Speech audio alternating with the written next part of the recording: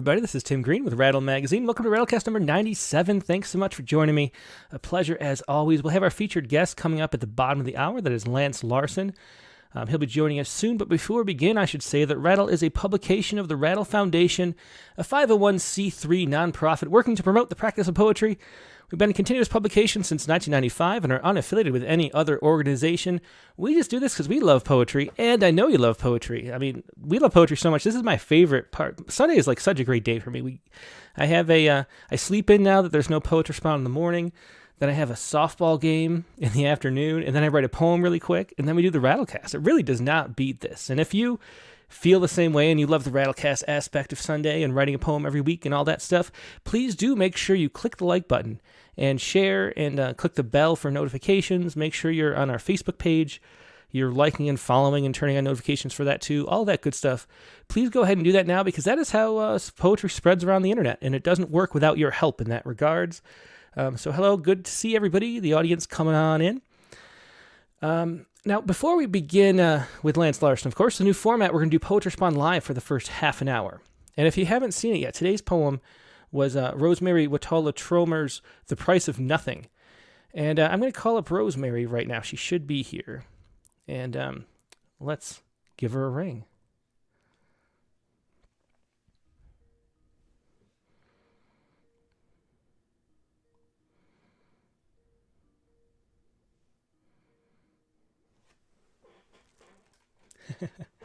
Hey, Rosemerry. Can you hear me? I heard you for a second. There you are. Oh. I can't see you yet, though, so click on that camera button, too. There you come. Hello. Perfect. It's so good to see you. It's good to see you, too. How are you? I'm doing great. It's been a year. Of course, you were the guest about a year ago. But I don't think we've had you on. Maybe you had a Ruth Bader Ginsburg poem, too. I can't remember if we had you on for that or Yes, not. I think I did. I came on just for the Poets Respond. Yeah, exactly. Well, it's so cool to hear from you again. I just love your poems always. Do you want to just explain a little bit about what this poem was about today? Yes. So, friend, I need to figure out where I have... Somehow I have you in two places at once. Forgive me for having you in both spots. Yeah, just don't worry about that. Leave it. I think if you click on, yeah. Yes, no. Okay. No, there's only one of you and only one of me. Things are... okay, so I'm sorry. Will you say your question again, friend? I'm sorry. Well, I just wanted you to, introduce the poem. Like what was this story that you were inspired to write a poem about? Okay, so this is my friend Holiday Mathis sends me this article. She knows that I would be interested in it because of this podcast I do on creativity and creative process that you've been on, actually, Tim. Mm-hmm. And the title of this article is "An Italian Artist Auctioned Off an Invisible Sculpture for $18,300. It's literally made of nothing." And the artist is this Italian man, Salvatore Garau. I'm not totally sure that I'm saying his name right, but he suggests that the point was to activate the power of the imagination. And here it is. The person who bought it literally got a certificate that says that he bought this sculpture. The name of the sculpture is I Am. And he's required to tape off a 5x5 space in his house where he will exhibit nothing. Yeah. So that's even worse. So I thought I didn't catch that point in the story that the artist doesn't even come and make the tape. He has to the person who buys it has to make the tape square themselves. Actually, I'm not clear about that. That was how I interpreted it. That's funny. Yeah, I mean, the whole thing about it's so absurd, and it's kind of fabulous, and it kind of pisses me off. Like, I have so many responses to this, partly because, and I think I mentioned this in I mentioned it in the poem, and also in that little bio I wrote, that I'm enthralled with nothing. Like, I do actually have a real life love affair with nothing. I've written a lot of poems about nothing, including, one that I have an altar with nothing on it at all, and how people sometimes feel sorry for me. Like, shouldn't there be something on the altar? And I'm like, what could be better than nothing? Just the pure potential of nothing. It's a blank page. That's what, every time we sit down to a blank page, we get to meet that pure potential of nothing. So, That's so interesting because you're, famously a poet who writes a poem every day. yes. And so you Yeah. So every confront day I get to that meet that. nothing, the blank page of nothing, and then fill it in every day. Isn't it exciting? I mean, that's what we do. Whether you're a writer and you have a blank page, you're an artist and a blank canvas, or an actor with a blank stage, and then we go and we fill it in with everything. So I think I love this idea of the nothing that holds the everything. So I think I saw this was auctioned, right? I only skimmed the Yes, it was stories. an auction. So I mean, so the question is, how much would you have paid? I'm guessing you wouldn't have paid $18,000 for this. how much would Rosemerry Trommer pay Yes, for how much would this? you have paid? Because I'd pay like $20 or something. Yeah. Oh, how high would I go for this nothing? I might be tempted to create my own nothing, to be honest. I don't know if I could have I think part of my issue with this article, and with this event is that they did end up putting an actual value on it. And that's the part that rubs me wrong, right? Like I love that they found value in it, but I don't like that it had an actual price. Mhm. Like that's the part that I'm like, I don't know about that part. Did you look into the sculptor at all? It reminded me of I can't remember which Kurt Vonnegut book it is. It might be Cat's Eye or Cat's Cradle, but there's one where there's an artist who just uses a blank. He paints a canvas all one color, and he calls it like the sublime. But then hidden underneath, there's this like exquisite mural that's so realistic and amazing, and it's because that he could make the mural underneath that he made the one color canvas. Is it like that? Is he actually a great sculptor where he can get away with it because he actually is good? Or Isn't that an interesting question? I don't know, but I yeah. do know that he's done other, what does he call them? Immaterial, invisible sculptures. He's done other immaterial pieces before too. I think this is his priciest. Yeah. Interesting. And I know this is not the first time he's been paid for nothing, literally. Well, it was just such a fun story, and it was unusual. Usually the Poet Respond poems are about like really intense, important things, and a lot of emotion about them, and then to have this a funner, lighter story turning into a really good poem was really interesting. So I'm glad you could write this and share it with us. Do you want to go ahead and read it? Yeah, here we go. This is The Price of Nothing. What could be more valuable than nothing? The nothing that frames the thinker. The nothing that holds every bowl, every vase, every bust, every thought. Let others buy the clay, the steel, the paper mache. I will be satisfied with nothing more than nothing. Nothing pleases me. Nothing enchants me. Nothing, as Heisenberg says, has a weight. Just think of the space here beside me where you are not. If someone asks me why I have a 5 by 5 foot empty space taped off in my home with a plaque that says, I am, it is because I am so in love with nothing. Imagine it. Nothing. The color of happiness. Nothing. The size of love. Nothing. The shape of God. Excellent poem. Rosemerry Trommer, thanks so much for joining us. It's always a pleasure talking to you and sharing a poem.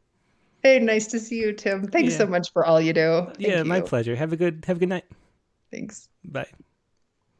Yeah, that was once again Rosemerry Trommer, and her website, which you can find the link on rattle.com, of course, is wordwoman.com. Wordwoman with an A. WORDWAOMAN.com. So you can find her really easily at her website. She does write a poem every day. Amazing poems come across Rosemary's desk every day. So go check her out, check her blog out, and all the cool things that she does. Now we have a second poem this week, a bonus poem. And let me call up first But we'll talk to the poet right now. This is going to be Tuesday's poem, so we'll have a preview of it. This is Leah Mueller, and we're going to call Leah on the phone. So let me get her number going and see how Leah's doing tonight.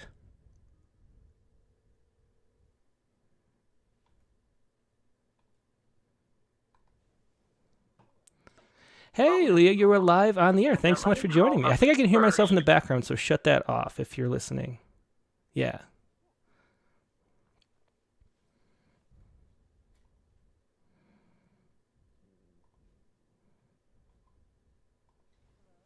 Hey, Leah, so I'm so glad you could join us. I think I don't hear myself anymore. Okay, we're good.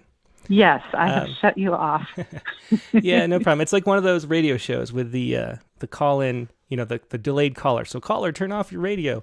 And that'll be a good note for everybody in the open lines later to know that they should shut off their stream as they're listening because that delay.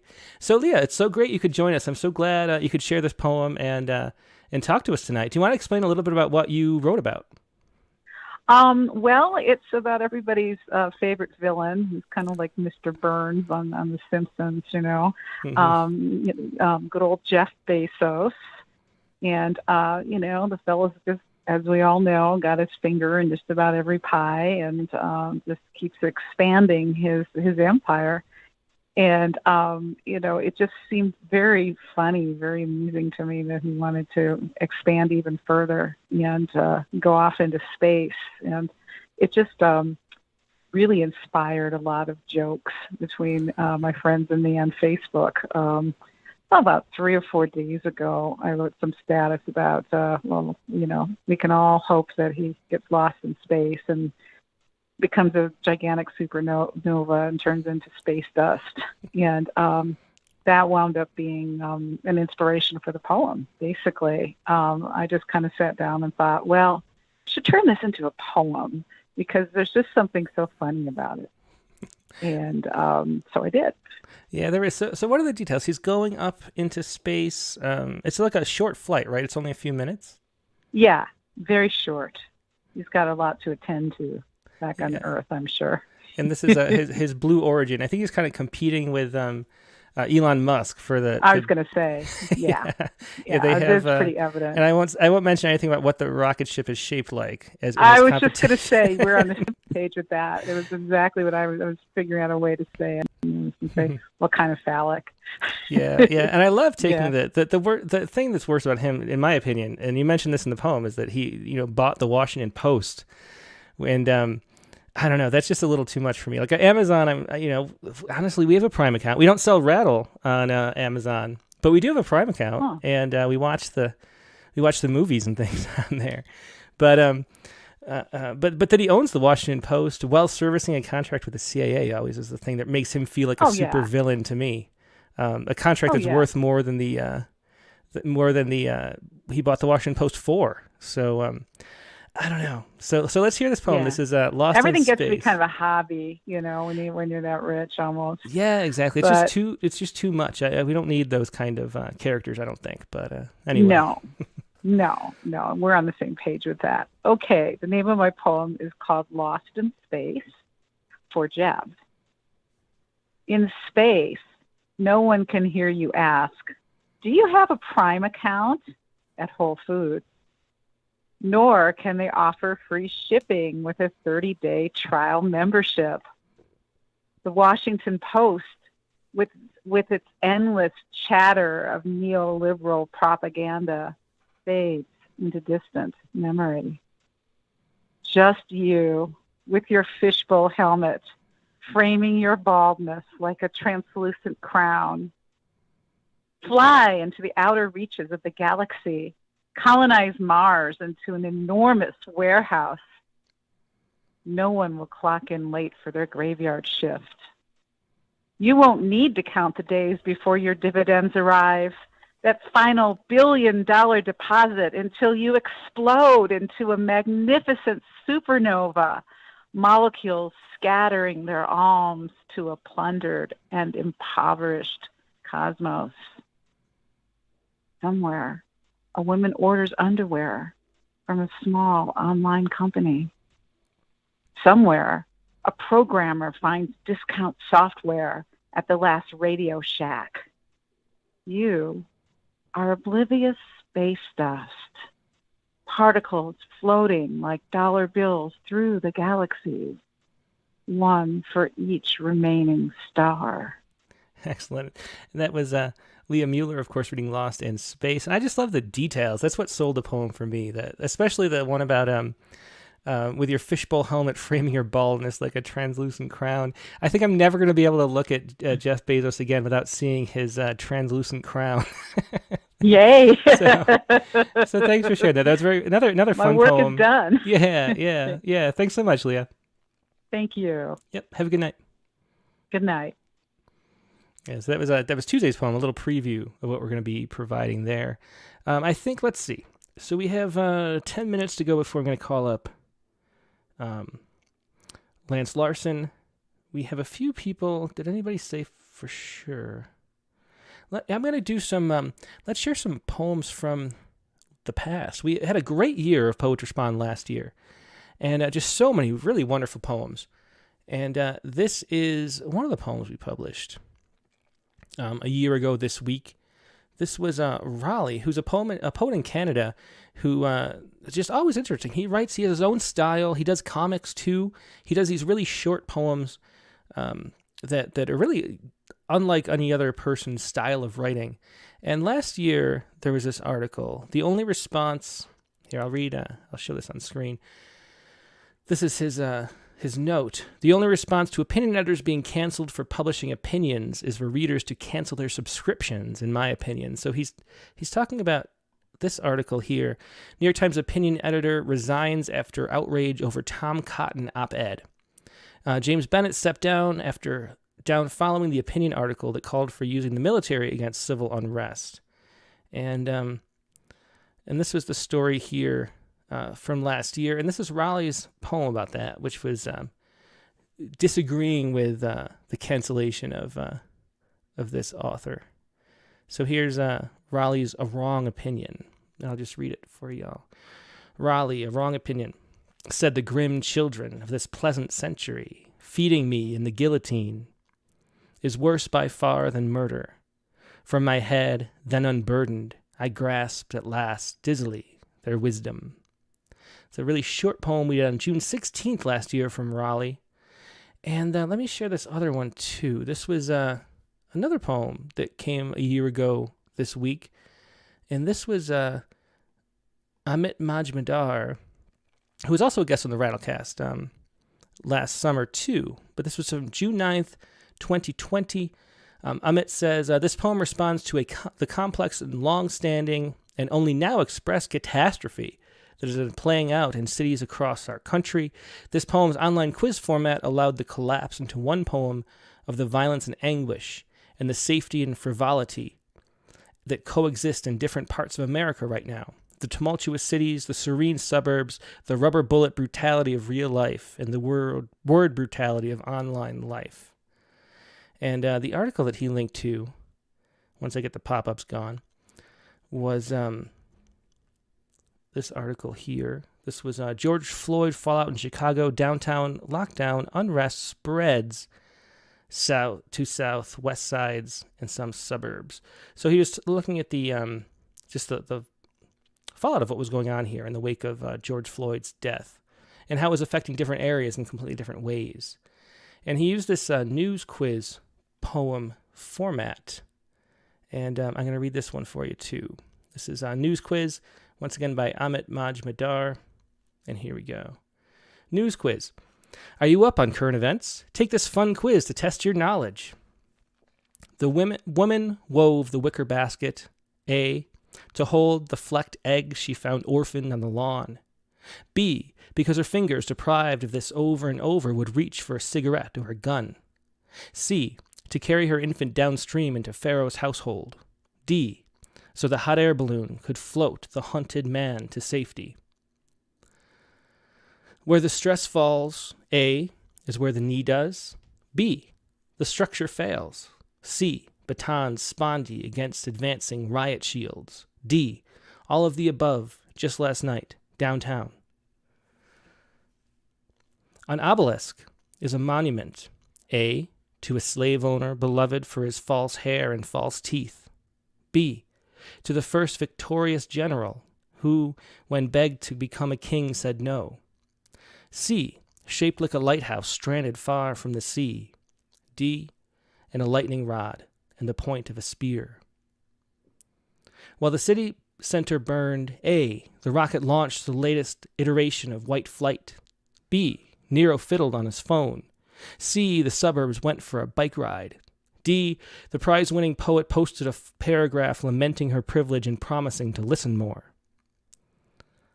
Before you could see your country on your phone at all times, you A, cherished your circadian rhythm, B, climbed more trees, C, interrogated your surroundings no further than 6th grade social studies, D, thought of kneeling as an act of humility in a cathedral, E, thought of getting down on one knee as how a man humbles himself before the woman he's asking to marry him, F, floated down the river of your days in an oblivious wicker basket past triumphal obelisks built by slaves. And that was the poem of the week for June 9th by Amit Majmudar. And that was a poem I was sort of feeling very similar. Like what was going on had so little effect where we are in a tiny town in the middle of nowhere. And so it was interesting to read this poem in a news quiz format. Let's go to the open lines now, and let me see what we have. Yeah, so Diane Knox has a Poet Respond poem, and let's call up Diane Knox.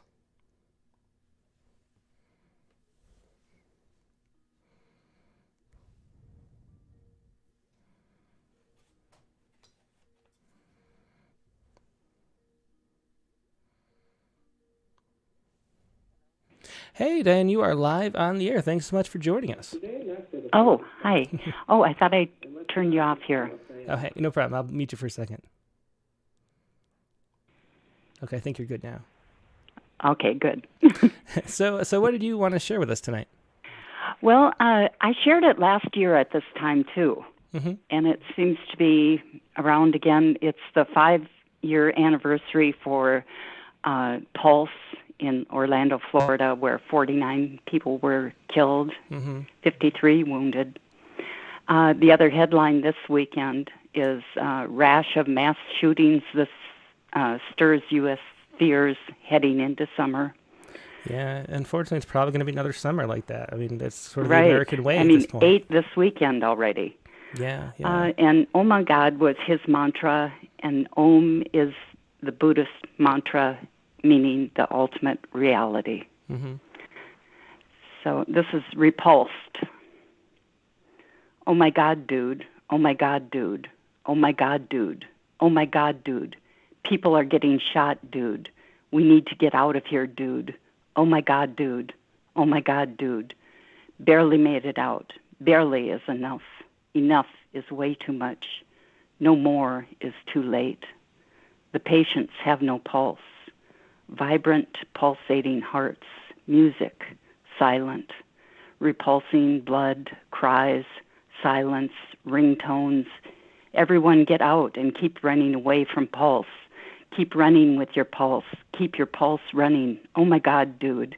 He keeps saying, oh my God, dude. Anguish-faced, tormented vocals, shock eyes, shaking skin. Oh my God, dude. People are getting shot, dude.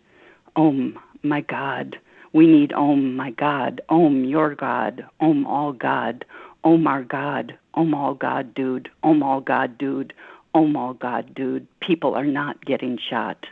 Om, all God, dude.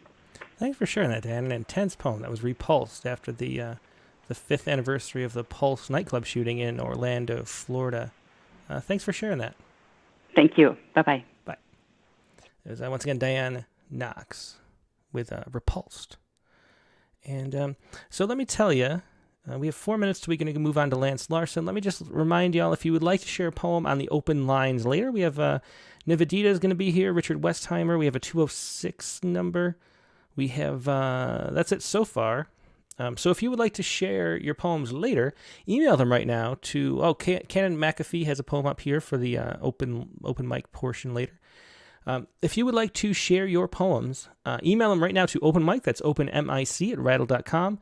And then you either, during the open line section, send me a phone call at 818-850-7727. Just let it ring a couple times, then hang up. I will call you back when the time's right. Or send me a chat message over Skype to Rattle Poetry, all one word, and then I will call you when the time is right. Same deal. And that's how you sign up for the open mic here. And I thought maybe I would do... I was trying to decide if I should still do these haiku, and since we're doing just one show a week, but I thought I'd keep at it. They're really short.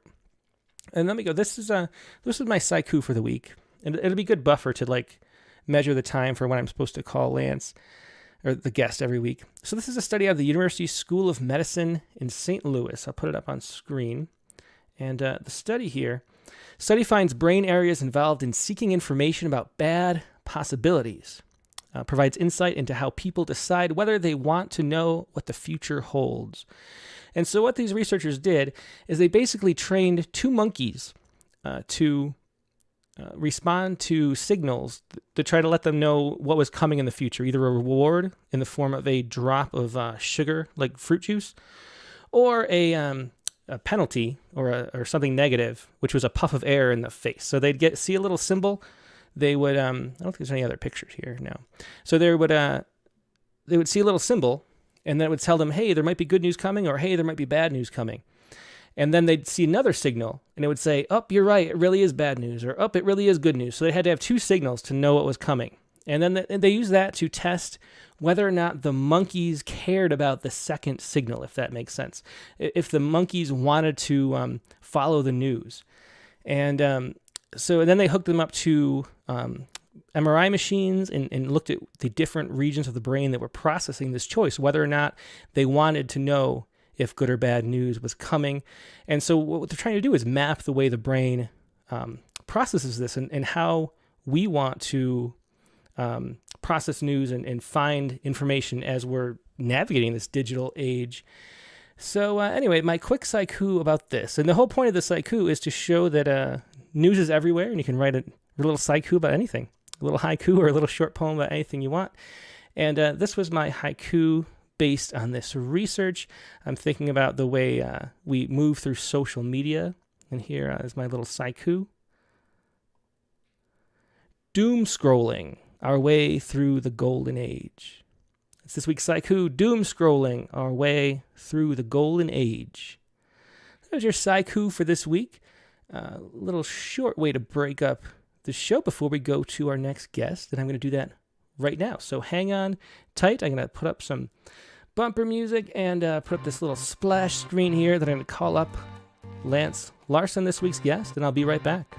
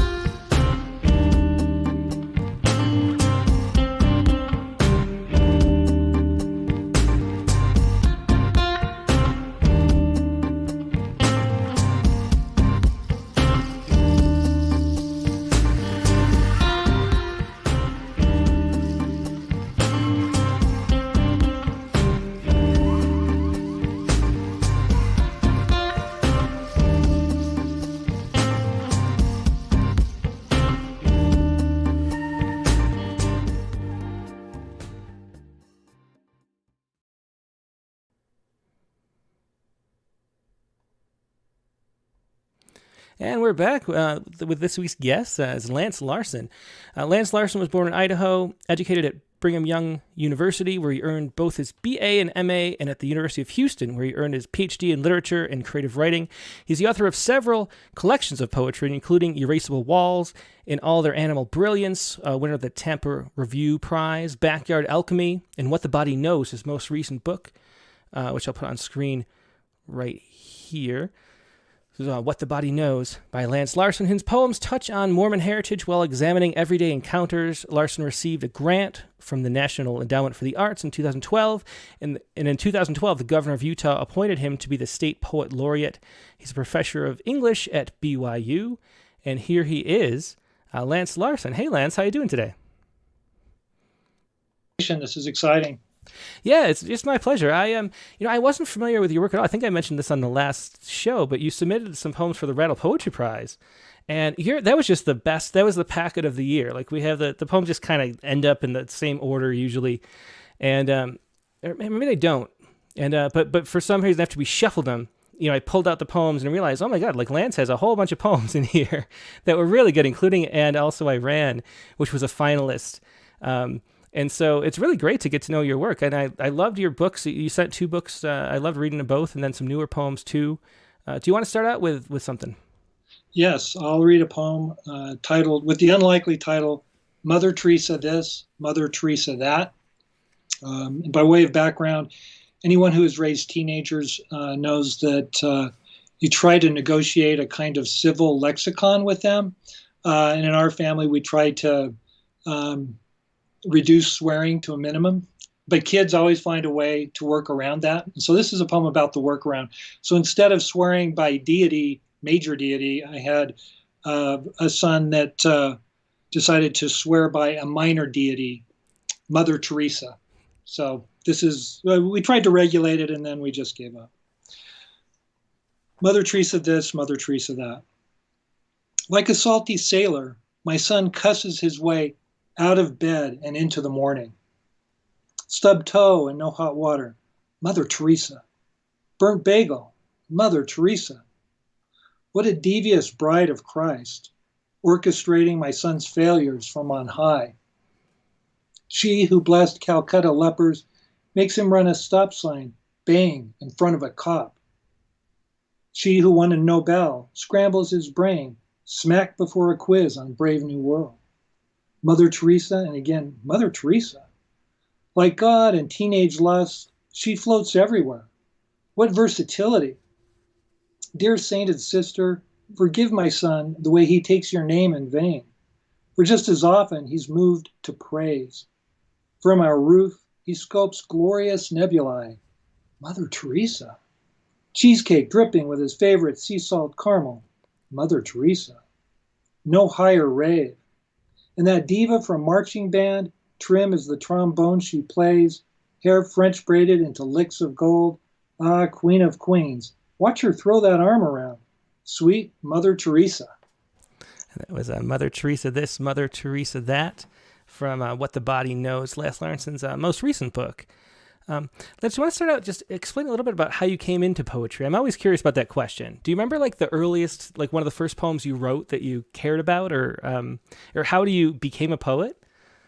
I came to it in sort of a backdoor way. I thought I wanted to be a fiction writer as an undergrad and took courses for 2 or 3 years, but I could never move characters from one room to the next. I wasn't very good with plot.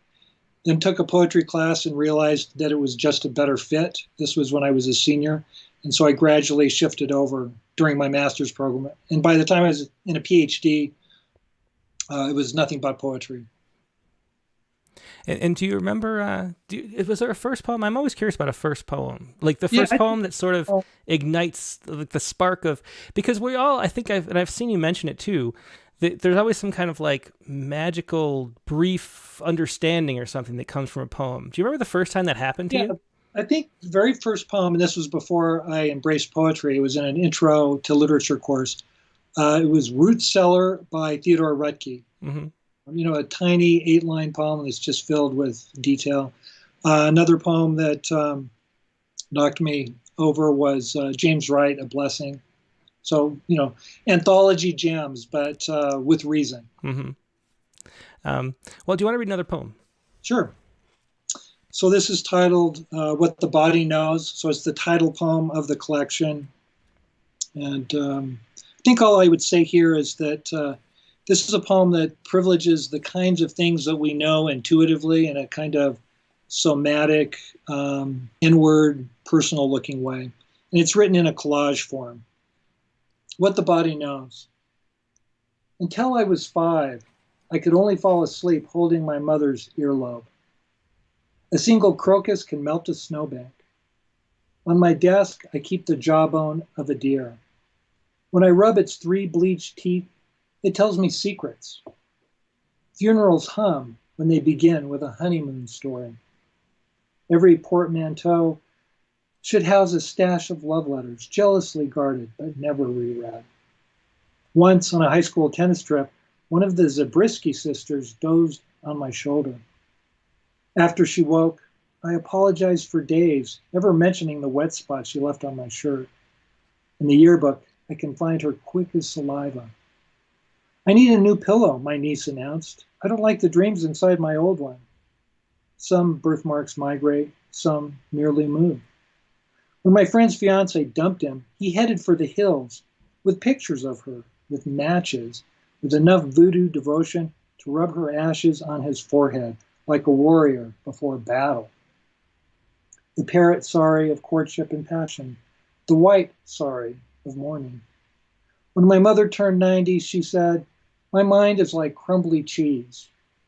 She had lost the names of granddaughters and presidents, but remembered to open her mouth for spice cake. In Florence, where everyone kisses in the streets, ciao means either hello or goodbye, depending which way you point your lips. And that was What the Body Knows, the title poem from What the Body Knows by Lance Larsen.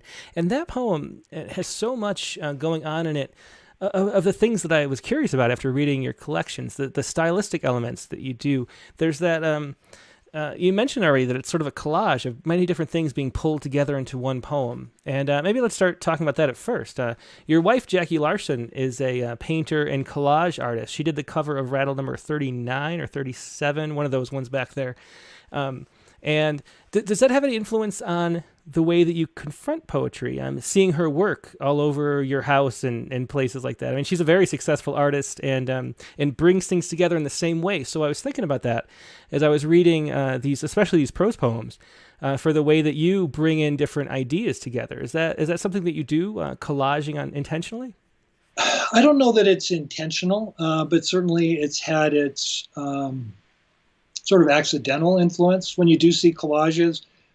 I guess I would explain it this way, that sometimes I can understand a literary method or mode better if I can see it visually. So being surrounded by those collages, it seems like a natural impulse to just bring things together that way.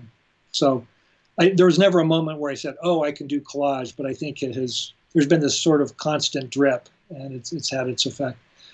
We've also collaborated on various shows. And so when we do that and we combine poetry, my poetry and her paintings and so forth, then the collage is more deliberate, I would say. Mm-hmm.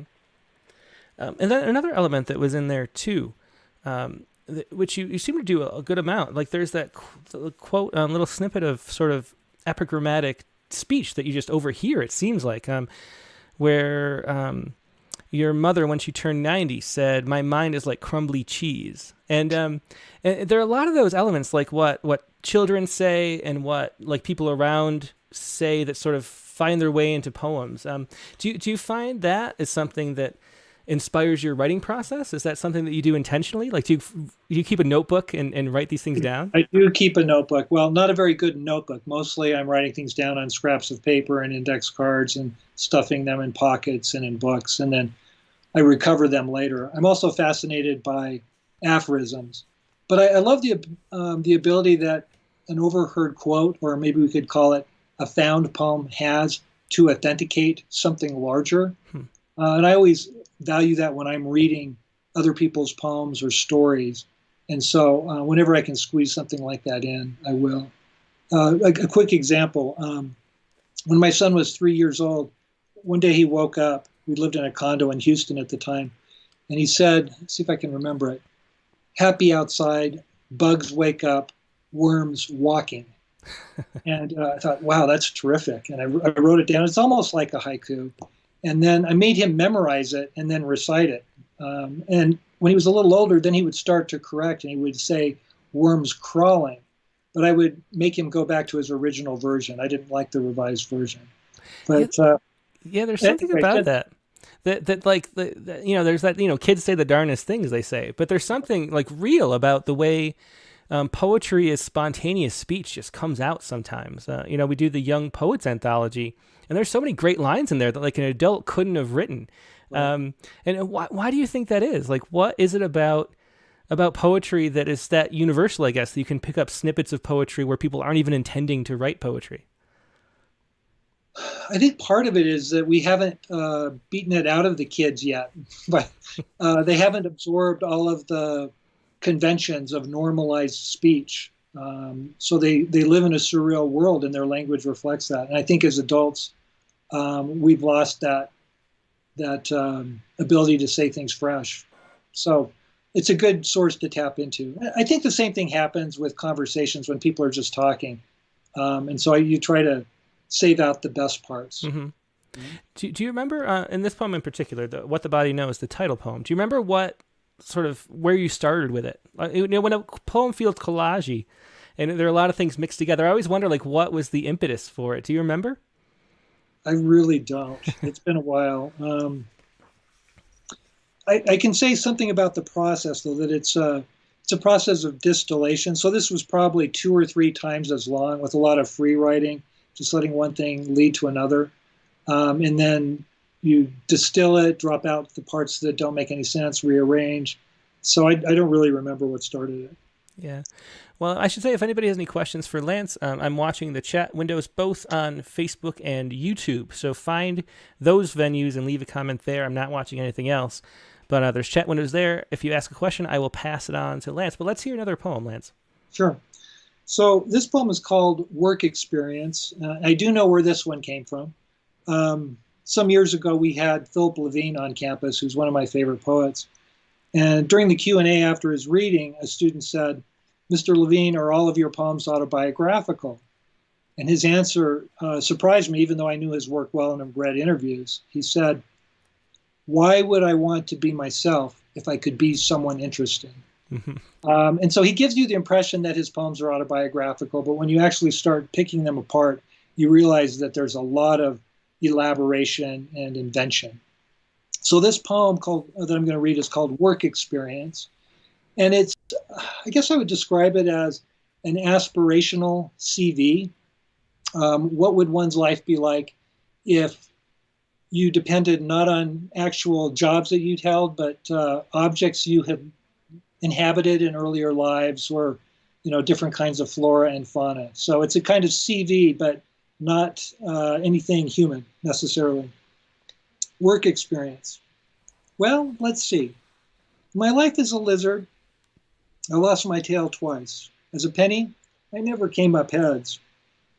As a foxglove, I spilled my pollen helter-skelter, thanks to bees that buffeted and ants that climbed.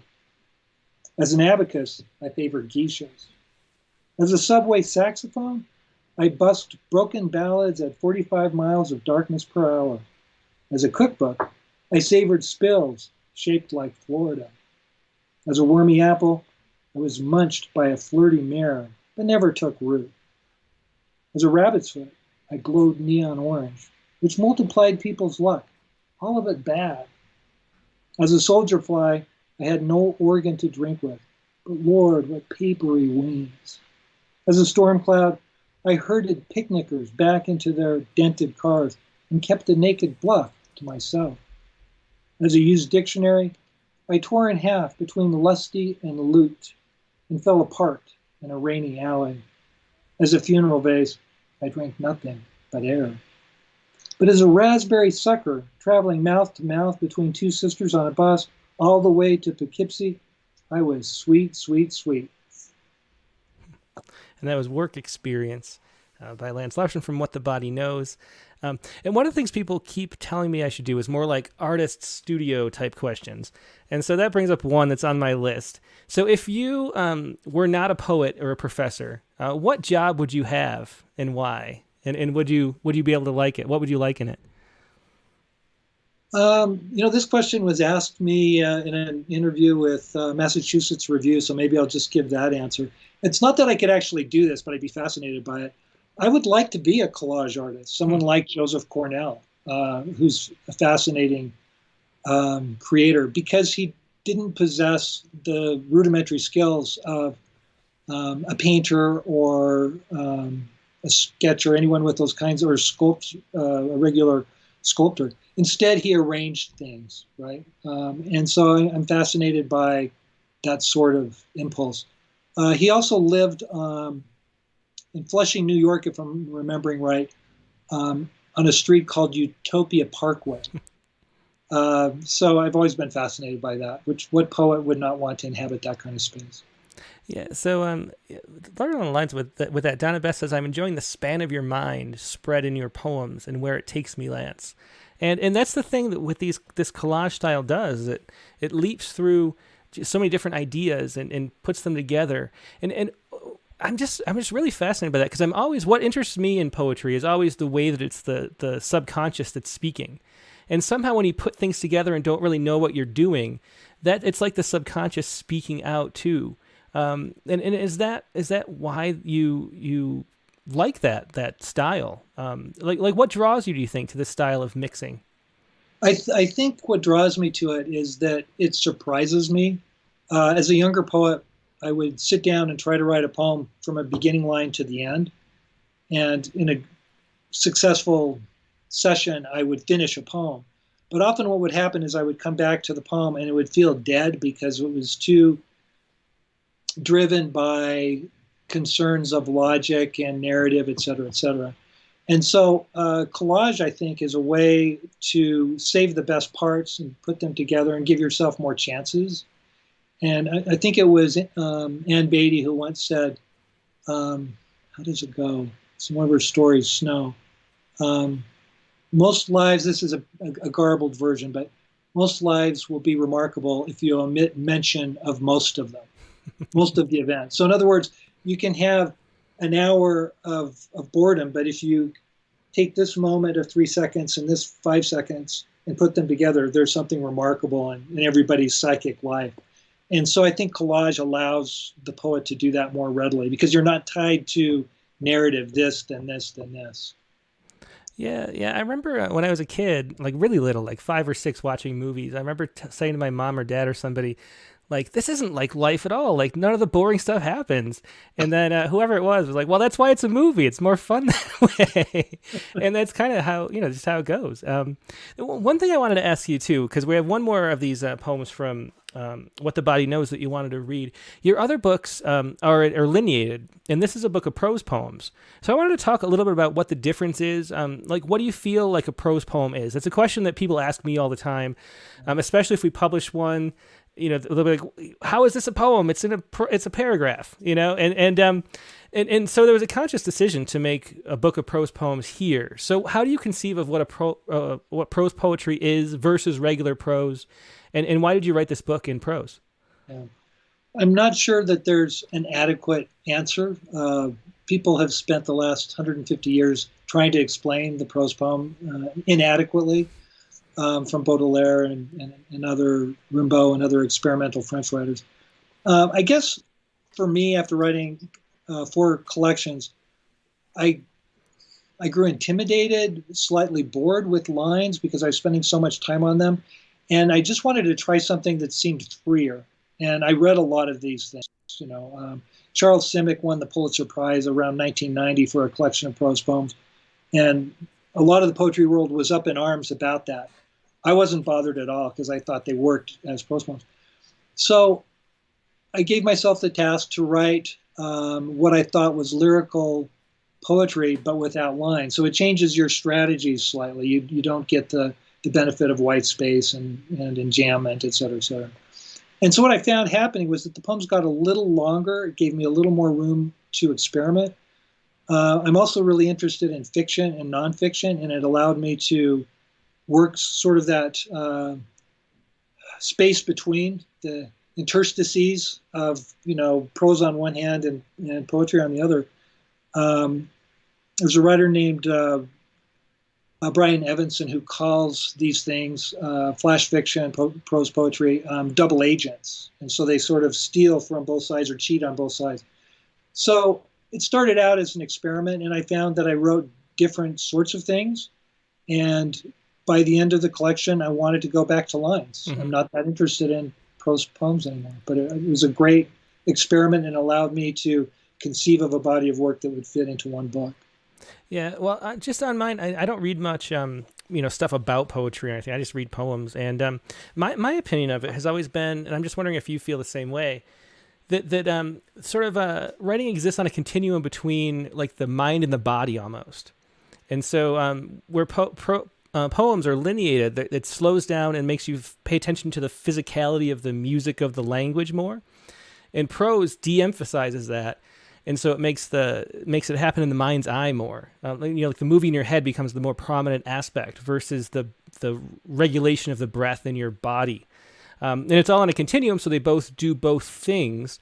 But then prose poems exist like in the middle, where it's sort of takes from both sides, as you said. Do you feel that way about it? Like, did it make you feel like you were diving more into images? Because that's kind of what I feel like. It becomes more about the movie in your head when it's in prose. I think that's absolutely true. What's been interesting is that I have a piece that's not in this collection called Tired, which has had two lives, one in prose and one in poetry. And I think that they're both viable but different. I probably prefer the one in poetry. But when I'm reading it, there's a different rhythm. And I think if you read it on the page, you'd feel that as well. And so right now, I don't want to give up white space and enjambment. So I'm really fascinated with line breaks. Mm-hmm. But I think you're absolutely right. Well, let's hear that last prose poem, okay. Whatever it was. And this one is an elegy for my mother. And I think all you need to know is that it focuses on a story, an event that took place in 1969, but which I didn't hear about. So I was about 7 or 8 at the time.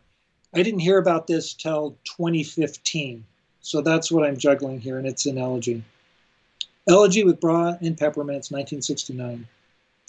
I sing my mother's bra, straight from the dryer, dropped on the bed in a jumble of warm whites. And the peppermints that appeared 5 minutes later, one lozenge nippling each lacy cup. And of course, I sing my jokester dad who placed them there like goodbye kisses before whisking himself out the door for 3 weeks of field work in Death Valley. I sing too my teenage sister, a novice to bras, whom my mother led to the bed without a word, because a spectacle like that, satin meets sweet, brazen versus shy, must be shared. I heard this story almost 50 years later, which is to say 3 days ago. My sister and I were keeping vigil, our dying mom between us, our unconscious 95-pound mom, our next to last day on this wobbly planet mom. Sunlight mottled her bed, tubes umbilically bright, morphine, a warmish pool in which she floated towards the wavery deep. Her breaths came ragged and gurgly then, serrated, stabs of air going in and out. What mercy to have the bra tale at this 11th hour, for we all need a story in which to wrap our dead. But what of those mitts, cellophane swirls of red and white? Did my mom hide them away with her lingerie? Or perhaps save one to slip between my father's stunned lips at the airport, a wordless welcome back. Think of the slushy snow, wipers all the way home, the singing freeway singing inside them. What minty weather, mouths both cold and hot, a sacrament of glisten and dissolve and disappear. Yeah, that was Elegy with Bra and Peppermints, 1969. And listen to that. The thing is, I could imagine for a prose poem, I can imagine like one of those motion poems where you're like, it's animating what's going on in the text, and that's not annoying. But with a with a poem that's lineated, I find that annoying. So I think that's the difference to me. I don't know. I'm just curious if it's how universal that is. Do you want to dive right into a lineated poem now, just to see the difference maybe for the feel of it? Sure. Insomnia, bicycle. Sleepless again in the wee hours. What I crave is a phantom two-wheeler I can pedal. Bad dreams feeding good thighs. You come too. Great horned owl on my shoulder. Girl Scout compass around my neck. Together we'll crush these curves. I'll channel Nietzsche in the knocking pipes. Speak Esperanto to ghosts. Practice death curses on the rattling fridge. You come too. Time to hum. Time to ring this tiny bell and aim our bones at the moon. And that was Insomnia Bicycle, a newer poem so far, not in a book yet. Right. And yeah, so you mentioned that you love working in line breaks. So how do you go about like deciding how a poem looks on the page and where the line breaks go? Like what elements go into that? Well, people will break lines in any number of ways. So they're writers like William Carlos Williams or Sharon Olds who don't seem to care, especially where they break lines, or they have enjambed lines and end on articles and prepositions where it's not a strong line break. I'm too much a formalist to go in for that. I just don't have a feel for it. So I try to end lines on concrete nouns and verbs and telling interesting adjectives whenever possible. So that's one of the elements that determines. I experiment a lot. So sometimes poems will be written in block, and I'll try them in couplets or 3-line stanzas and various things. But I'm always trying to squeeze as much meaning as I can out of line breaks. So if you read down the right-hand margin, usually those are key words in the poems. And whenever I can manage it, I prefer one-syllable words over multisyllabic ones because I think there's more punch. That's what I love about English, that you have those strong Anglo-Saxon one-syllable words, which you lose a little bit in Romance languages, as beautiful as they are.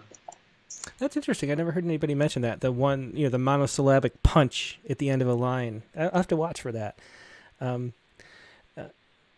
Did you feel like when you write, are the line breaks sort of guided by the way you are already reading them? Like I find that I'm trying to break it and to make it be read in the way it is in my head. Or do you find that the way that you're breaking the lines and structuring the poem visually changes the way you read it? Is there one direction that it's going, or is it just doing both at the same time? I think it's doing both. I find poems that are entirely enjambed, unless they have a really strong reason for being so, they're a little taxing or they seem arbitrary. At the same time, poems that are all end-stopped seem kind of boring. Like, why is this written in poems? Because the measure of the line equals the measure of the sentence, right? So I want to change it up and squeeze more out of the line breaks as I can. So a master of this is Richard Wilbur, one of our 20th century's best formalist poets. He'll write these elaborate sentences and then drape them through various line breaks. And you just end up with this gorgeous draping effect, but also a tension between what the line says and what the sentence says. And so again, that's what a poem does. It can double and triple meanings by taking advantage of those opportunities. Yeah, Richard Wilbur is definitely the master of that. We have two questions that are sort of along the same vein. So going back to your collage style a little bit. Question for Lance, this is from Canon McAfee. Do you rely on any kind of routine to keep your writing going or write more spontaneously?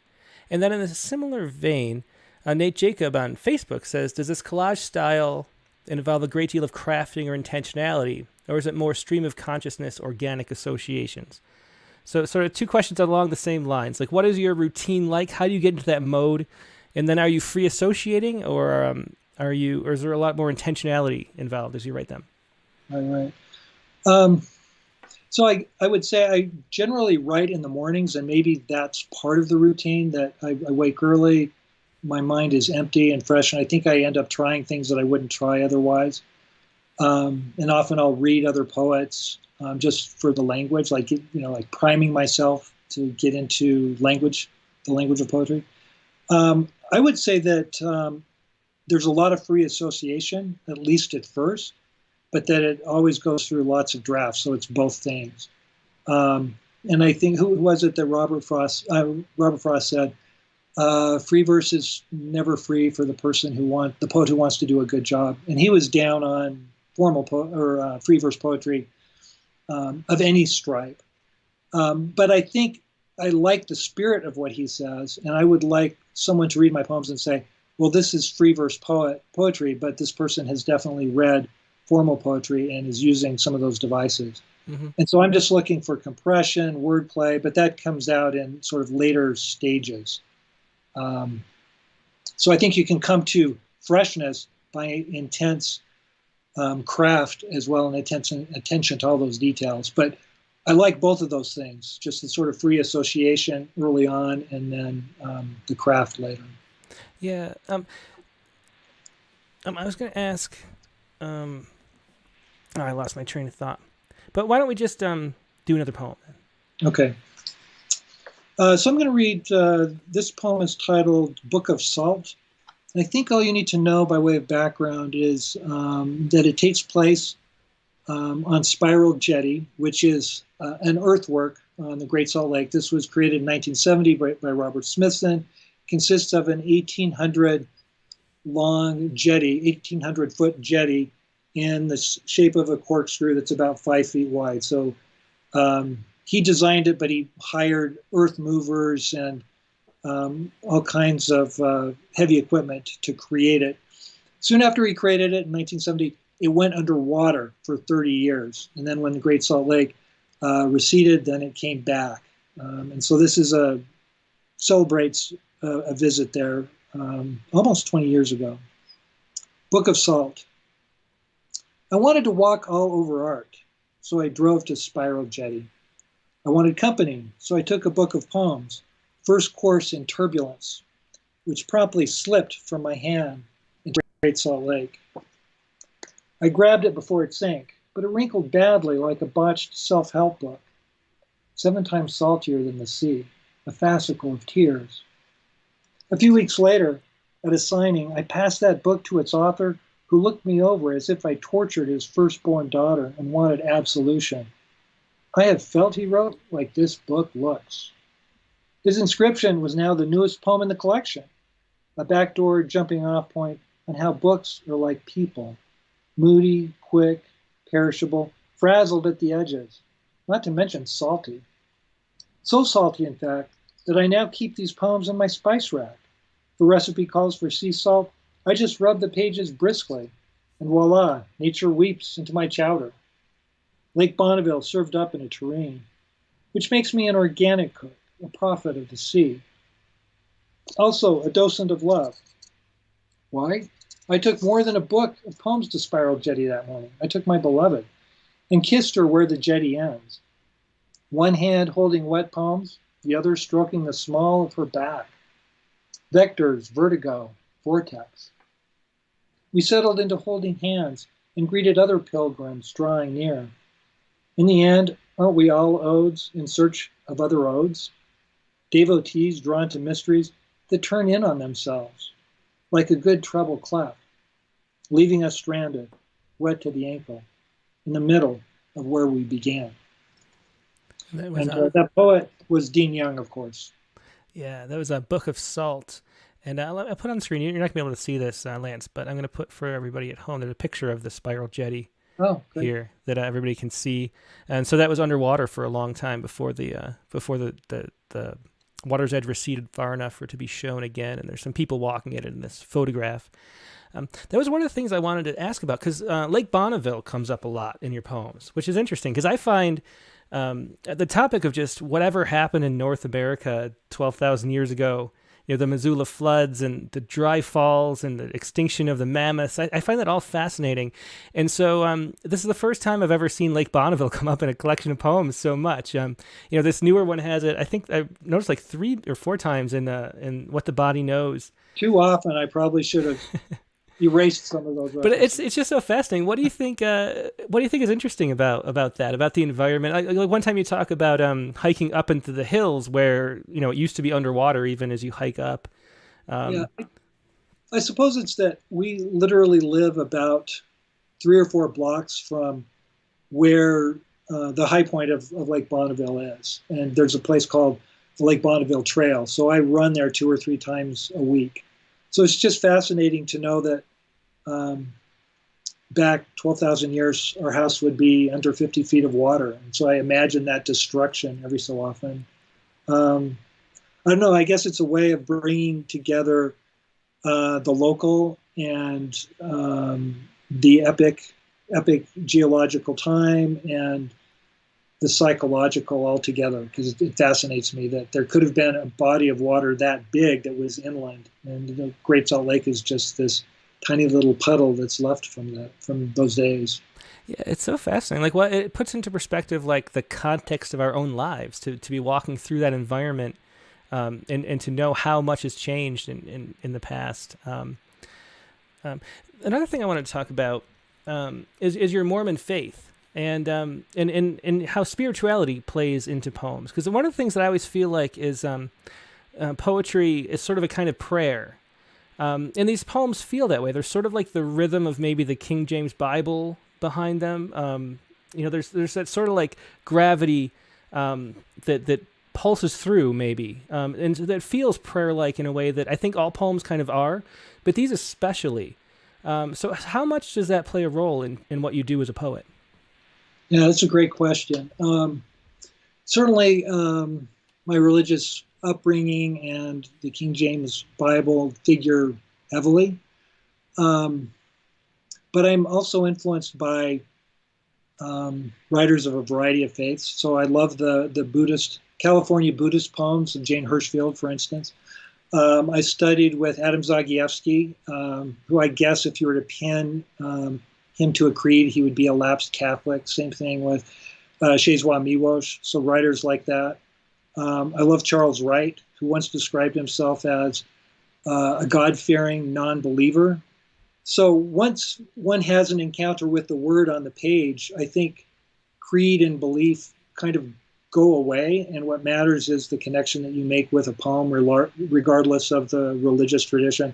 I love haiku for some of the same reasons. So when I sit down to write, I have a handful of poems that you could say are LDS or Mormon, but the majority of them I think are more open-ended, right? Not so parochial.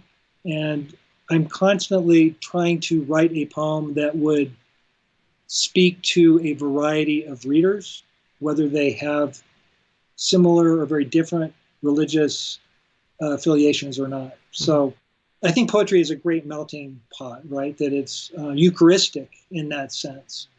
And so I just want to be a part of that conversation. And I think sometimes if you speak only for your tribe or you speak for your tribe first, the poetry usually suffers. So I'm trying to tap into that more universal breaking of bread, if you want to think of it that way. Yeah, for sure. I always think of, back to that, we were talking about the subconscious a little bit, but I always feel like it's subconscious is talking and like the details are sort of superficial to the things that we all have in common. So it's just always interesting to look at poetry that way. So how would you define poetry? Like, what is a poem? Because there are a lot of different things people say. One of them is like a prayer. But how do you conceive of a poem? What do you want it to do in the world? Like once it leaves your pen or your computer and is into your book and it's out of your hands, what is the point of poetry? Yeah, that's a great question. I always lean on other people's definitions, and one that I've come back to after encountering it as an undergrad was Marianne Moore's definition that poetry is an imaginary garden with real toads in them. Poems are, I'm getting it a little wrong, but a poem is an imaginary garden with real toads in it. I love that mix of things, right? The fact that it's not real, or it doesn't have to be autobiographical or factual, but it has to be tethered to the page, stapled to the page by things that are real. So I hope what could happen with, even if it wasn't an entire poem, but a fragment of a poem, that someone 20 years from now or 100 or 100, 200 years from now could translate it into another language, and it would have a kind of freshness to that other reader. Certainly that's how poems from the Renaissance speak, or translations of ancient haiku, whatever the case might be. I just love that you can have these ongoing conversations with poets who are hundreds of years dead, and their poems are still alive in the mouth of the reader. So I would hope that some of my work would have that ability. Yeah, I always go back to that when talking to A.E. Stalling. She said that the classics felt more modern than modern poetry. Sure. And I just think about that all the time because it's so true. That we're just human beings and we all have these experiences and go through life and can share that and participate in a dialogue about it. Let's hear another poem. I want to make sure we get enough poems in. Sure. So this one is the one that appeared in Rattle last fall, and also I Ran is the title. I wheedled a 10-minute visit from the night nurse. This was Friday, the evening after my best friend hurtled through a windshield at 70 miles per hour. The day before, I drove to a numbing family reunion for blue hair aunts. He had a machine to count his breaths, a tube to collect his pee, and a pair of legs that would never again shuffle or glide or dance.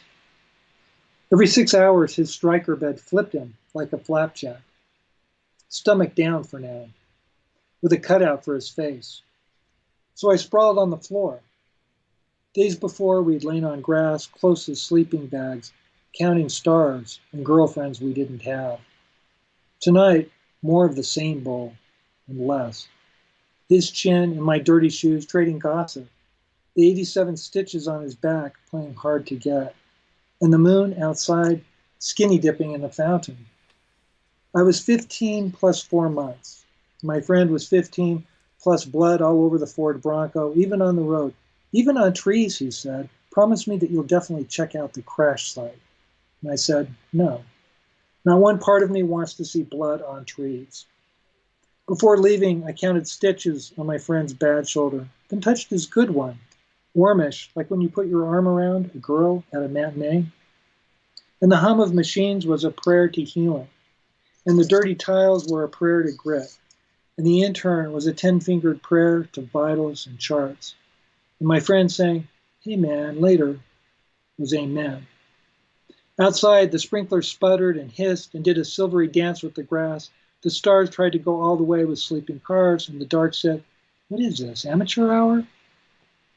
I broke into a run then, sliding through chain link to an endless empty parking lot.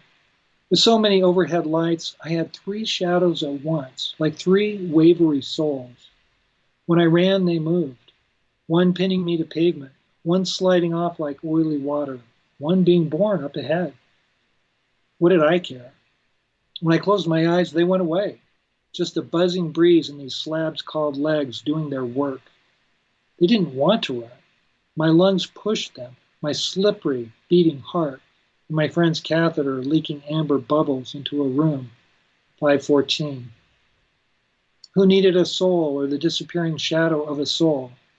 Breath was enough, and hurrying blood, provided it stayed inside. 9:30 at night, the day after and the day before. A clean, brisk, heavy, terrifying, innocent Friday in June. I ran and ran, and also I ran. That was And Also I Ran from Rattle number 70, a Rattle Poetry Prize finalist. And I probably shouldn't tell you how much we agonized over which poems to pick. There were 3 at the top. That was one of them. The one that became the Reader's Choice Award, the sonnet, Farm Sonnet, was another. And then and the one that won, the Allison Townsend's poem. But all 3, it was the best top 3 I think we've had in a long time, at least. So I don't know. That's probably not a good thing to hear. But it was. I mean, I just love that poem. The freshness of the images and the way that the emotions pulls through it. How long did that poem take to write? Was that a poem that you were revising and writing for a very long time? Because it was an event that happened a good long time ago. I think I've wanted to write that poem for a long time, but hadn't known how. There were two facts that came through. One, my best friend was in this accident and was paralyzed. At the time, we didn't know for how long. And I had to sit on the floor to talk to him, face to face, so to speak. And then afterwards, I either got dropped off or I had walked there, but I had to walk home, but I couldn't walk. I had to run. It was in honor of him or to prove that I still could run. I don't know. It was this really strange compulsion. And so those two facts side by side have existed in the back of my head for a long time, and I wanted to do justice to them. Early drafts of this went nowhere because I was simply repeating what happened. It was just prosy. So I had to find a kind of poetic language that wasn't precious, but also sort of separated this out from the mundane everyday. And so I resorted to metaphor and to this kind of sort of back and forth joshing of friends, right? There's a kind of irreverence to it. And that was the only way that I could find to counterbalance the tendency of the poem to be too earnest or too precious. Mm-hmm. So that was the struggle, trying to find a language that would do justice to my confusion. Yeah, that makes a lot of sense. And that not knowing why you ran, that mystery, that something that doesn't quite add up is really the heart of so many poems. Right. Trying to figure out what that thing that had special meaning really was, and why that it did. So I think that's what makes it a great poem. In addition to so many, like just the descriptions of the lights. I remember talking about that at our meeting, about how well that was described, running through the parking lot with the different shadows cast on the ground. Let's see. We have maybe like 10 minutes left. So do you want to do like a poem and then a couple more questions, then another poem? Sure. That'd be a good way to close it out. So this one that I'm going to read is a pantoum, which is the one that won last year's contest. I have to confess that I love the pantoum. I've written probably 4 or 5 of them.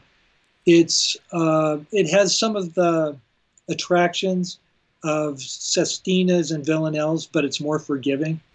And so I sort of migrate toward the possible. That's all I'll say about it. Dutch woman riding a tandem by herself at night. Is darkness her escort? Is she ferrying God? Nothing behind her but a scrape of wind. Ghost pedals pedaling under a brimming sky. Tomorrow my mother will be dead 1 year. Nothing behind her but a scrape of wind. An orphan on vacation, a son heavy with home. Tomorrow my mother will be dead 1 year. This empty seat a reminder, this freeze of rain. An orphan on vacation, a son heavy with home. I carry stories, disguised as Gouda and bread. This empty seat a reminder, this freeze of rain. I forgot the bananas, should I buy more tea? I carry stories disguised as Gouda and bread. She has turned the corner, vanishing into mist. I forgot the bananas, should I buy more tea? The canal burbles on, all pearl and slosh. She has turned the corner, vanishing into mist. Is a man waiting, a child with a broken arm? The canal burbles on, all pearl and slosh. A glistening hymn, I'll hum all the way home. Is a man waiting, a child with a broken arm? Ghost pedals pedaling under a brimming sky. A glistening hymn, I'll hum all the way home. Is darkness her escort? Is she ferrying God? And that was Dutch woman riding a tandem by herself at night. Another new poem by Lance Larsen. I wanted to talk a little bit, we haven't yet, about being poet laureate in Utah. And you were in that post for 5 years, which is a pretty long length for a poet laureateship. What was your experience like? Like, what was it like being like the poet for your state, the people like go to, and what did you do while you were in that post?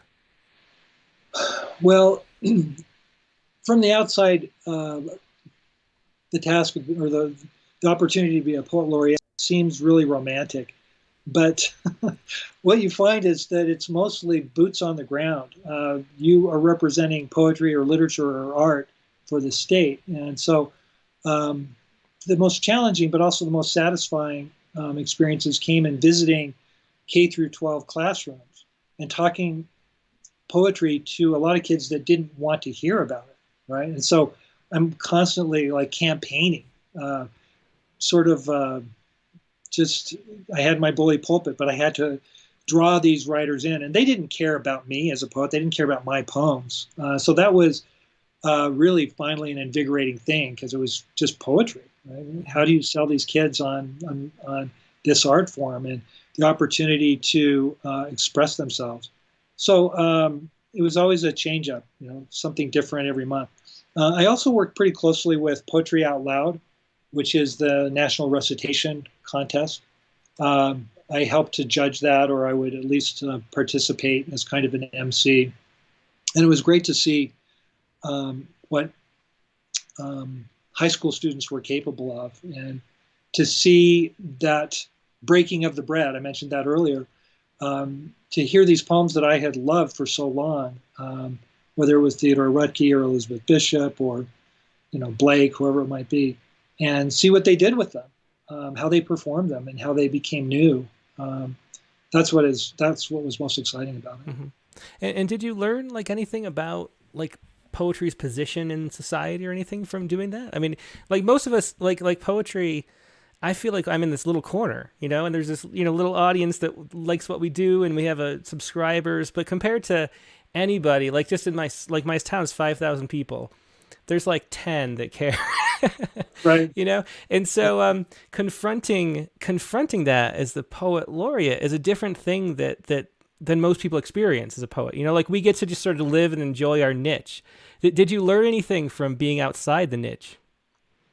Well, I learned, maybe this is an obvious thing to say, but the power of one teacher who cares about poetry, because I would be invited into classrooms by those teachers, not by the teachers who aren't teaching poetry, right? And it was remarkable to see the effect that enthusiasm and that knowledge had on an entire classroom of students. I'm thinking specifically of one woman who taught a 5th grade class, and she would give them tasks and assignments, and they'd write up their poems, and then she would put them on a bulletin board, and they were on display for weeks, and anybody could come by and read these. And when I came for that visit, they were so primed for the visit. They were so talented. I don't know what the long-term effect of that is, but it has to be a really positive one. So that was exciting to see, I think, just the enthusiasm and commitment of individual teachers around the state. Mm-hmm. And so last question, and then one last poem. But what are you working on now? Like, what is your next book? We have half the poems that you're reading today are from something that isn't out yet. Right. So what are you working on? It's another collection. The title is tentatively "Making a Kingdom of It," which is taken from a very short poem that was published in 5 Points about a year ago. And it's all lineated. I don't think there are any prose poems in it. So we'll see how that goes. I mean, it's not finished, but I think it's in decent shape. We'll see what happens with that. So do you have I think you have 5 books, so it's several years between books. Right.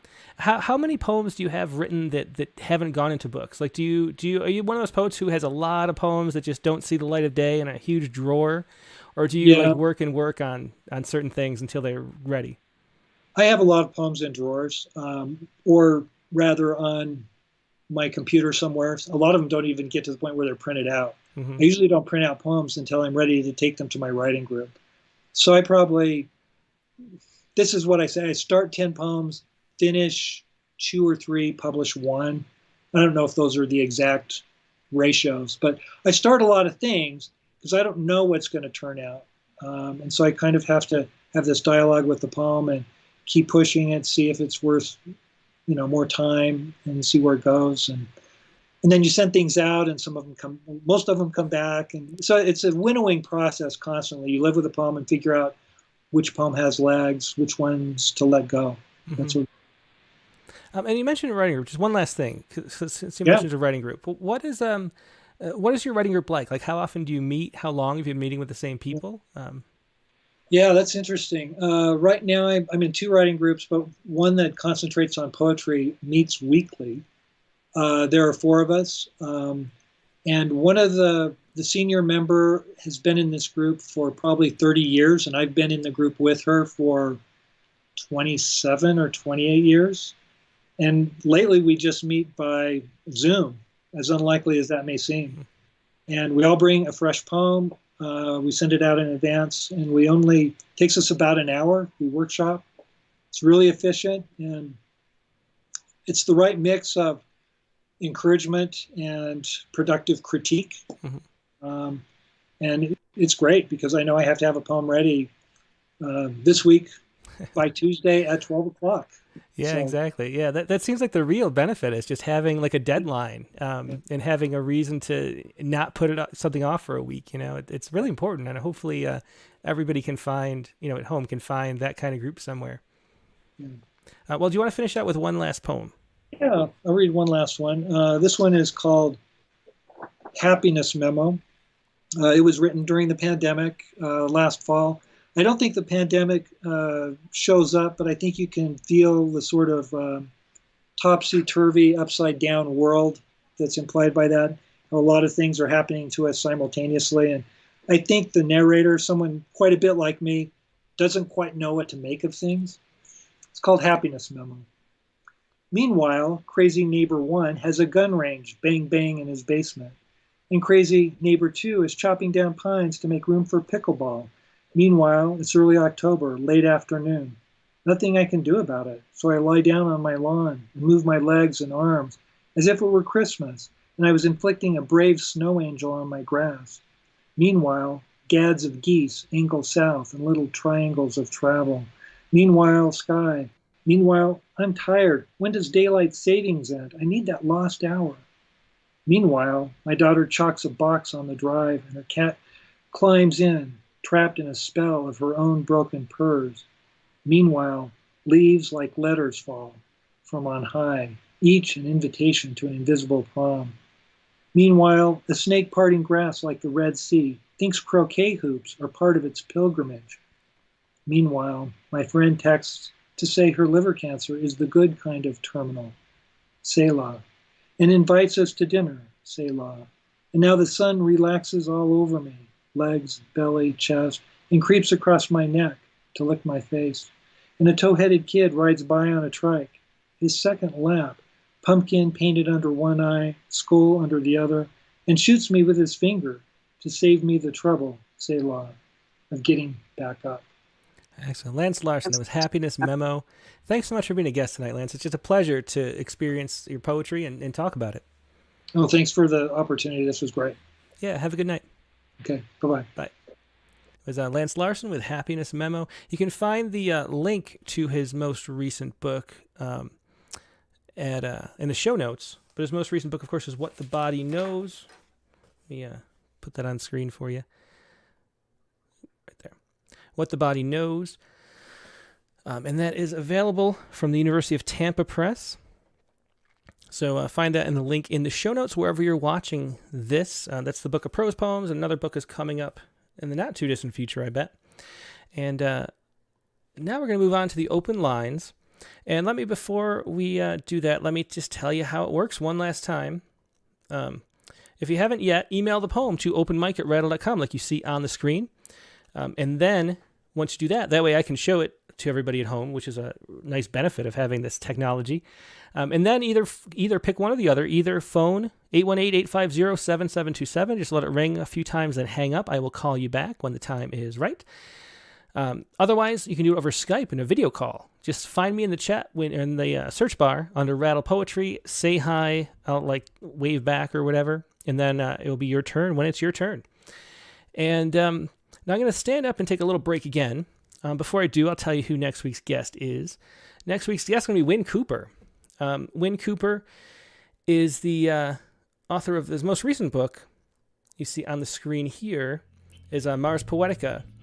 He's most known for one of the most, probably literally the most read poem in the history of modern English, because his poem Fun became that Sheryl Crow song, All I Want to Do Is Have Some Fun. And so we'll talk to him about that. I'm curious about how that came to be. It was a poem from the late 80s. I think the songwriter found it in a bookstore or something like that. So we'll learn more about that. But even before I knew that detail about Win Cooper, I just loved his book, Postcards from the Interior. So we'll talk about that book too. We sent a bunch of books over. That's Win Cooper on Rattlecast number 98. And it's going to be a early show. So we're going to have, most of the shows are going to be at this time, 9 p.m. Eastern time, but sometimes we're going to have an early show because of different scheduling issues and stuff.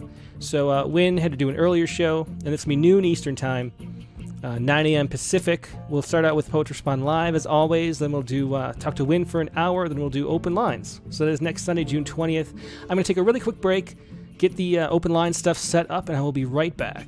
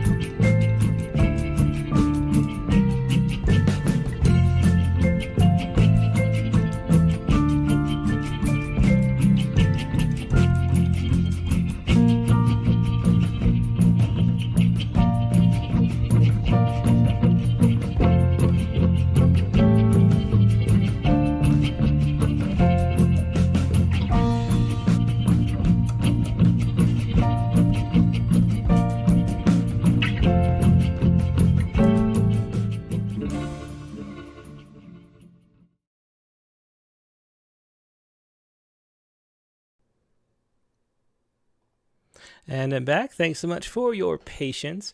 Now, this week's prompt was to, put it on screen, was to write a pivotal moment in your childhood.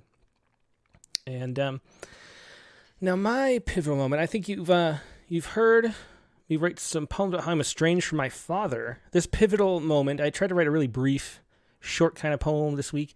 This was sort of the little nudge that started that process along for the very first time. And here we go. This is my poem for the week, Reflection. How life turns like the light around a corner as I stood in the hall after closing the door, having forgotten my keys, a ghost in the shadows, watching my father's ghost in the glass, find my brother's report card right there on his desk full of papers, then bending, pretending it had been in the trash before shouting up the stairs, "You little shit, you thought you could hide this from me?" It's my short little poem, Reflection, based on a pivotal moment in my childhood. And here is Megan's poem. Another Megan poem. This is At the U-Fish Indoor Pond. We rented a flimsy pole, and though the pond was just a pit of gray water, the tug I felt was first thrilling. I am so strong, something resists me. And then terrifying when I reeled in what was just a feeling and saw it was a life, blank-eyed, all reflexes, but still a life, dwindling quick. The terrible flopping that I knew even at 6 meant death, and my dad was elated. You did it. But I begged him to throw it back into that teeming stew, and he didn't understand, but he conceded. Let it slip limply from his wet hands, and I held my breath, but it only floated, and though we left with nothing to show for what we did, on the car ride home, everything smelled like dead fish. That is Megan's prompt poem for this week. The U-Fish Indoor Pond. And now it is your time to share poems. We have a 503 number, which I'll get to next. I'm just going to remind everybody, when I call, make sure you turn off the stream in your background and just talk to me through the phone, because there's a delay, otherwise it's confusing. So for first-time callers, which I think this 503 number is, just make sure you do that. Let's see, we have Angela Garner, Richard Westheimer, Joyce Stahl, Carla Schwartz, Navadita Karthik, this 503 number. We have a poem, we have a poem from Bill Friedman again, and Canon McAfee. Maybe that's the 503 number, Canon. So if you'd like to share, please do go ahead and start that now. And Spartacus is coming up too. So we have a bunch of people ready for the open lines. I'll just go in the order they were received. And the first person here to ask was Angela Gartner. Let's call up Angela.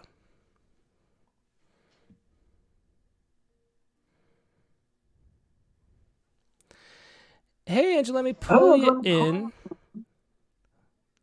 Doing the video today, though.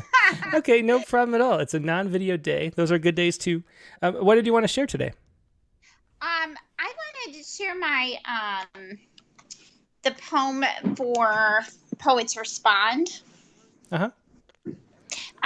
Protection from unwanted visitors.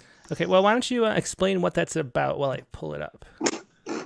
Okay, well, the Poets Respond poem was about, in California, there was a bunch of birds, actually. I think they're called the Algren. I'm never going to be able to pronounce the name. So. But basically what happened is that a drone crashed into their nesting site.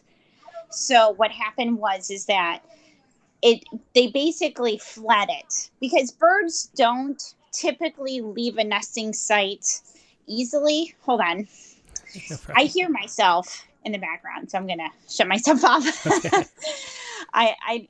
But anyway, they don't leave it easily, but there was, since the pandemic has been going on, there was a lot more people kind of in that area, and then maybe the drone kind of made it where they just decided, I'm gonna leave. So they left around it was 15 to 2,000 eggs in the sand, and a whole generation of these seabirds aren't gonna be born, basically because they're all gone.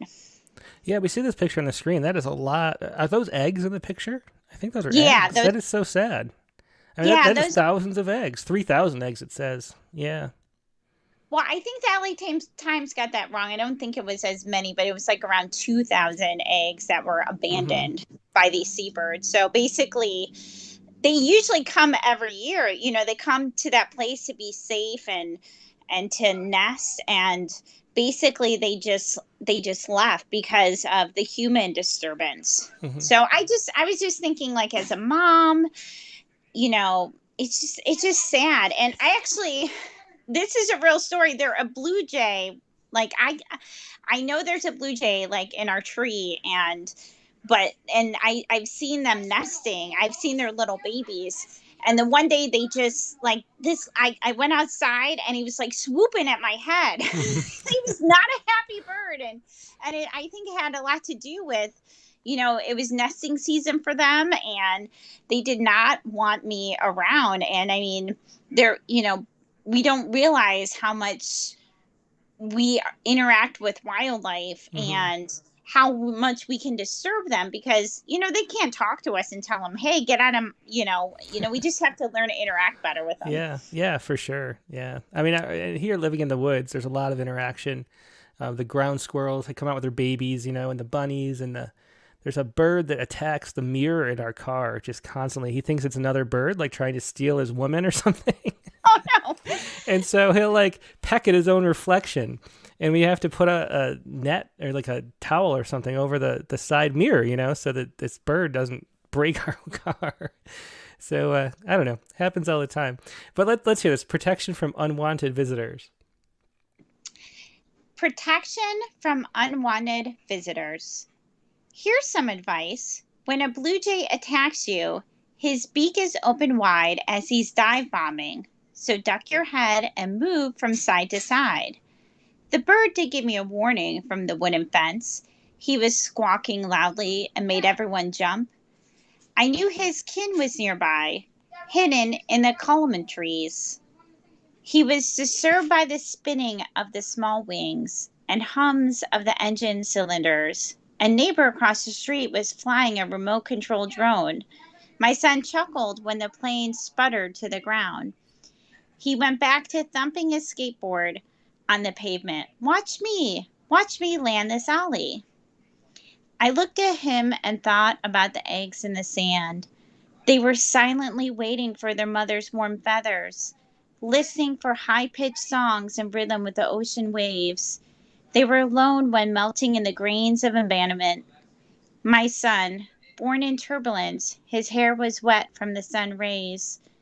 I know he will leave me one day, like the blue jay's chicks, but I'm not a bird who feels threatened when my nest is hit. Yeah, thanks so much for sharing that, Angela. That turn to your own son, really touching. I like that a lot. Thank you. So, a great show tonight, by the way, as usual. So, Well, I thanks. I always think this show's going to start at 5:30, but I'm like, oh yeah, it's 8:00. So, okay, but Yeah. thank you so much, Tim.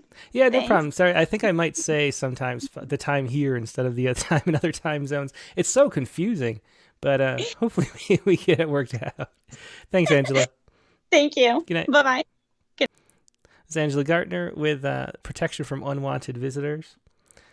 We have, now let's do this 503, who I think is a first-time caller. So let's do the first-time caller at 503, see who that is.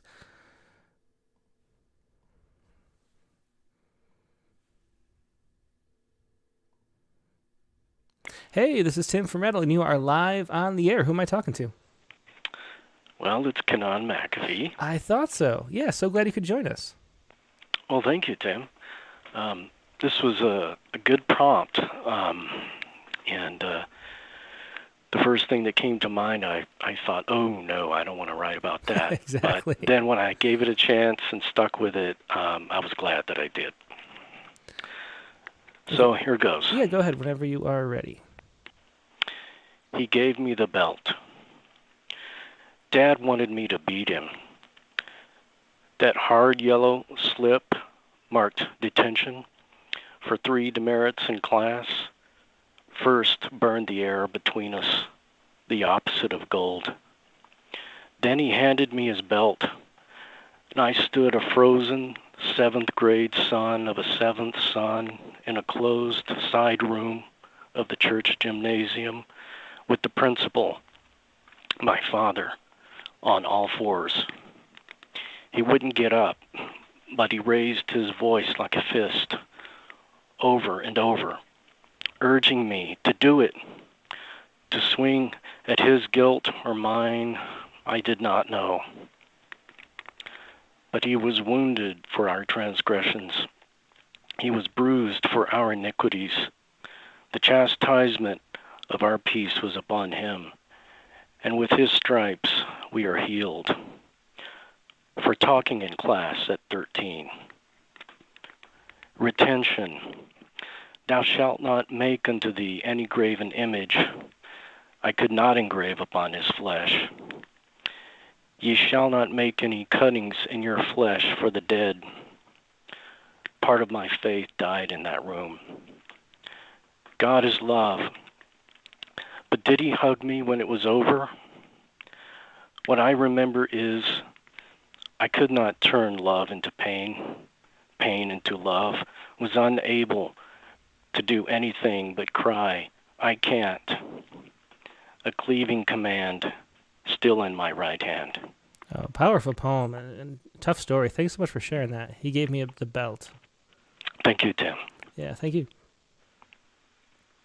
That was Cont'd McAfee with He Gave Me the Belt. Let me add Cont'd to our call list so we know his number next time. And then we'll move on to the next poet. That was a powerful poem. He Gave Me the Belt. That was a tough prompt, I thought. A lot of difficult topics when you look back at pivotal moments in your childhood. A lot of stuff comes up. Let's see. Let's call up next Nibby to Karthik. Where's Nibby? Let me find Nibby here.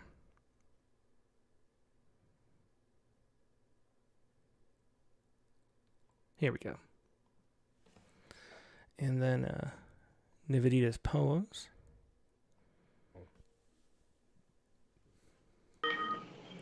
Hey, Nivedita, how you doing this morning? Hi, Tim. I'm doing great, thank you. How about you? I'm doing excellent. What did you want to share with us first? There's 2 poems. You can feel free to share them both. One is the poet's response poem and one is the prompt poem, as always. So whichever one you pick. And Yeah, the go ahead. question three. I have the prompt poem now, so let's start with a prompt poem. Is there anything you want to say about it before you read? Okay, so this was basically, I think when I was sort of halfway through school, which is when all these cell phones and Facebook and all that came into play. So I think that was also when online bullying and everything started becoming more commonplace and prevalent. And back then, when it was new, it was like everybody's like, oh, I have 20 friends on Facebook. How about you? I have so many people on Facebook. How about you? And it sort of made people feel that, why do I not have so many friends? So despite technology being good and everything, this sort of highlights how it's not always all that great to have technology all around us all the time. Yeah, I'm glad that I missed I that think it's age. still prevalent even today. So Yeah, I was a little bit old enough where I didn't have to deal with that, but that would have been rough. High school was not pleasant to start with, and then if that was there too, yeah, that would make it worse. Why don't you go ahead and read this? This is technology. Technology. There was a time not very long ago, actually in the days recently past, before the invention brigade hit town and all items were manufactured to last. That was the time, I remember it well, when all the friends you had were real and true, when you were liked for being you and not by the number of people following you. Technological growth, I don't deny, has shaped the world for better today. No one knows what tomorrow will bring, but for now, technology is here to stay. Excellent, a good rhyme in there. Technology, Nvidia, thanks. And then what was the other one? It was actually a very slow news week for fun news stories. I kept searching for fun news stories, and there were just two that were remotely sort of fun, and one was about this, I think, a lobster diver somewhere who got sort of sucked in by a humpback whale, which didn't like the taste of him and it spit him out. I know. I thought that I was going to get swamped with poems about that, but I didn't. I don't think I remember anyone. It might have happened too late in the week or something. Maybe it'll be this week. It People came have already only submitted just them. on Saturday evening Yeah. was when it came, so I think it would have been a bit late to meet the PR deadlines. And the second one was about an overdue library book that was written 52 years later by post. Oh wow! So these are the only two sort of not sad or anti-news stories that were around, and I decided to pick the library book. And then I think this is also another of our earlier Rattlecast prompts where we had to write a sort of serious limerick. I remember that. Yeah. So this is sort of a serious limerick. So that's basically what this is about. Okay. On the importance of returning library books. Go ahead. Mm-hmm. Although it's good practice to borrow and not buy a book and leaf through its pages from your warm and cozy nook, it is very important to always be cognizant of returning the book that you so gleefully took. Excellent poem. Thanks so much for sharing that, Nivi. Thank you, Tim. Yeah, have a good day. Thank you. Have a good evening. Bye. That was Nivedita Karthik, of course, and you can find her at justrandomwithnk.com. NK for Nivedita Karthik, of course. Let me go. Although, you know what? I'm going to read Bill Friedman's poem. Bill says, I can't make the Rattlecast at its new time, so I'm sending this poem. If you could read it for me. I have tinnitus, and along with leaves rustling, steam hissing, one of the many sounds I hear whenever I pay attention is the mating call of cicadas. I've written a number of poems about that experience. This is perhaps my favorite. For obvious, what you might call family reasons, a regrettably belated and much too late note of appreciation and gratitude. Cicadas are infesting now, so while I can't claim this is mainly a poem about cicadas, they enter meaningfully at the end. Anyway, here's this poem, and it was taking it in about cicadas and tinnitus. Here we go.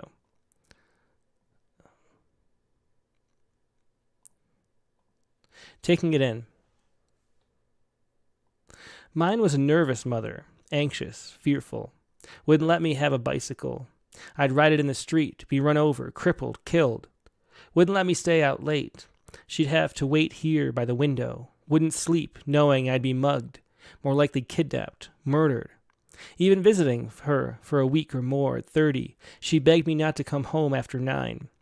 When I asked at 40 if I could take her car to meet a girlfriend 50 miles away, she begged me not to.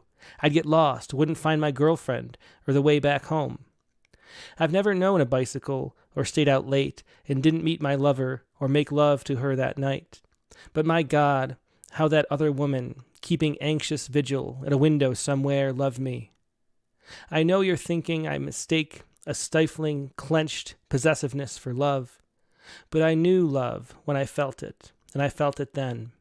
Feel it now, like a surplus lung, aorta or reticulum of arteries and veins, available if the originals break down. Out there from certain trees, particularly white pine and maple, that seem reluctant at my touch to let me pass, in jagged bursts of yellow light that wink through leaves when I look up, because she did. I believe mosquitoes want my blood, because the word is out. They've heard. Cicadas, every mating season, rub their washboard bellies in the branches, sing for love and wait in hungry silence for an answer. I recognize their song. They're calling me. That was William Friedman with Taking It In for the open mic right now. Thanks, Bill. And next week you can come on live again because we're doing the early show. So that's one of the nice things about flopping back and forth between times. The unpleasant thing is that it's hard to keep track of when we're doing it if we do it. But mostly it'll be 9 p.m. 8 p.m. Eastern. Sometimes noon, though. Okay, let me see who else we have. Let's call up next.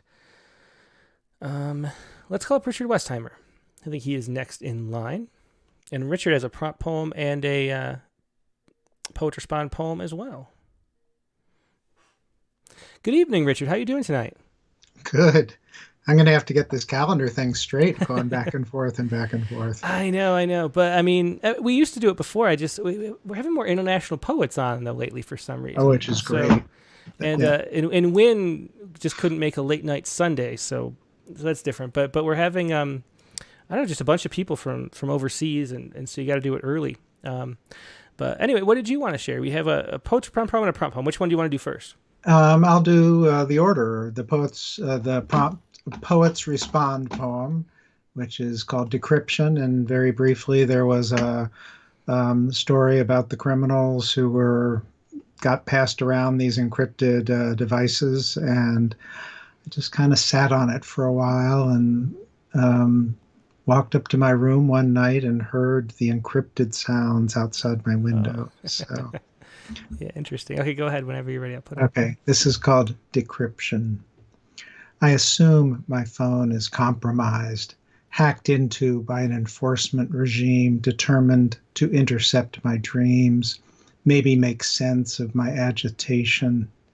If the sleuths tuned in to the messages that passed through my bedroom window, these humid nights, encoded among the creatures of the dark hours, they'd make out the glottal grunts of pond frogs, hear the skunk rustle my unmown grass, note a horned owl hoot, each creature seeking consort in the shadows. The eavesdroppers might catch me hooting back, conclude I spoke in riddles, would scan their code books to see what secrets I share, unaware that I was just brooding over what's absent. The old ciphers of muggy summers, cricket chirps, the silent flashes of fireflies, June bugs bumbling off my mesh screen, mayflies cercerate on the wall above my bed. In the before times, before the organophosphate wars, before the great warming, before so much went missing here, if a G-man overheard that long ago ruckus and his decryption device bore real divining power, he'd have thrown down his headphones, run through the streets shouting, "Stop the madness, or else the end is nigh." By stop, he'd mean listen. By madness, he'd mean murder. And by the end, he'd mean the end. Excellent poem, atmospheric. It reminds me, my high school or college roommate works for the NSA, and he thinks that decryption, the ability to encrypt things, is like a temporary stage in society, and eventually we'll be having an air gap, like in Battlestar Galactica, and you won't do anything unless there's an air gap. So that's so that brings that to mind.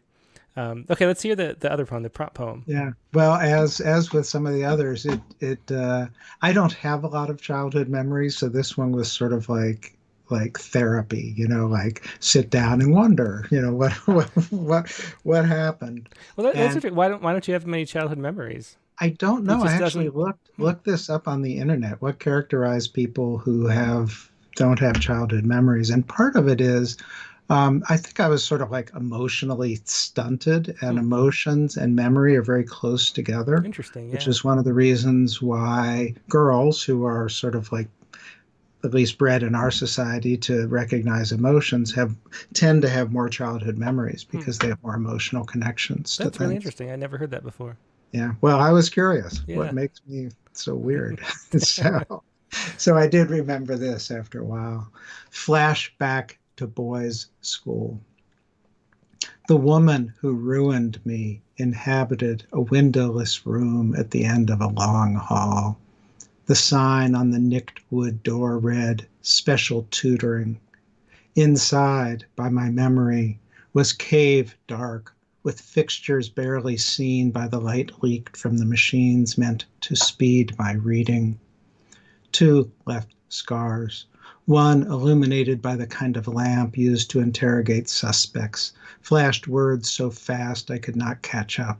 Trapped, fear, flight, focus. Each would appear just long enough for me to know I did not know. After my failing and failing and failing, the woman who ruined me would fire up a device that scrolled a curtain down, covering lines of text faster and faster and faster than I could read. This was meant to spur me to go, go, go, but all it did was race my heart and make me wonder. What went on in the shiny world outside the door? Were the boys cracking jokes about me, the retard? Were they discussing the great books with Mr. Pat? Did I miss lunchtime or a party, or had the whole school become some phantasmagoric candy cane carnival? I emerge, blink back the bright world, sparkling for a moment. Then the red pencil marks that slash my essays return, the D's and F's return, the unread books piled in my locker, and the ones sagging my book bag return. And the boys just ignore me. No taunts, no nothing. I wonder now how poetry trapped for so long ever escaped that room. Oh, wow. Good poem, Richard. Flashback to boys' school. It's tough looking back. Yeah, Our childhood, isn't it? I kind of. Well, yeah. we are what those things that made us. It's Yeah, we definitely are. What doesn't kill us makes us stronger, right? yeah, or something like that. Yeah, Put something that like in a that. poem sometime. Okay. Bye-bye. Good night, Richard. Thanks for sharing those. Bye. Richard Westheimer with a flashback to boys' school and a PR poem. Carla Schwartz is next up. And then Spartacus. Who else do we have? And Joy Stahl, too. So it's 3 left for the open lines right now. Hi, how are you? Good. How you doing? I am doing very well tonight. Thank you very much. And it's definitely dark as night here. Yeah. Are you still doing the houseboat stuff, or are you in a permanent abode?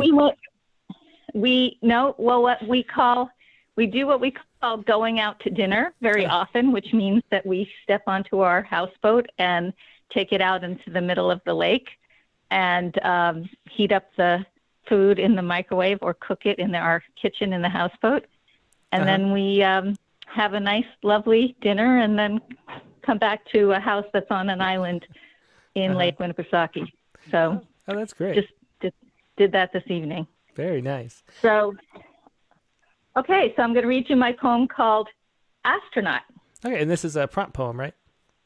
It's a prompt poem, and it was a prompt poem some months ago when there was like an astronaut prompt. Oh, I remember that. Yeah. Okay. Well, there we go. Yeah. Let's see what you came up with. Another version of it. Astronaut. When I crossed the street, my blue umbrella hooked between my fingers, Gina not caring that I didn't show at her house while her mother cooked cornbread in the kitchen.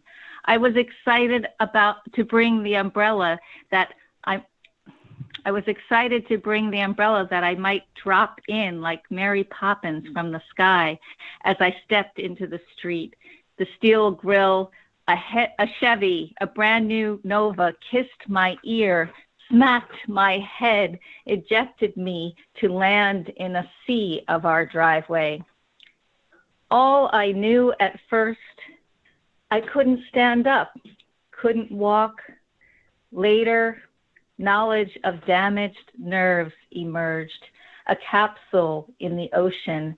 At 3, how could I know a car could do that? Steal my hearing, keep me from becoming an astronaut. Oh, wow. Thanks for sharing that, Carla. Another... Oh, thank you, Tim. Have a good night. You too. Good night. Bye-bye. That was Carla Shorts with her astronaut poem from a few episodes back. And let's see, where did Joy... here's Joy Stahl. Let's call up Joy.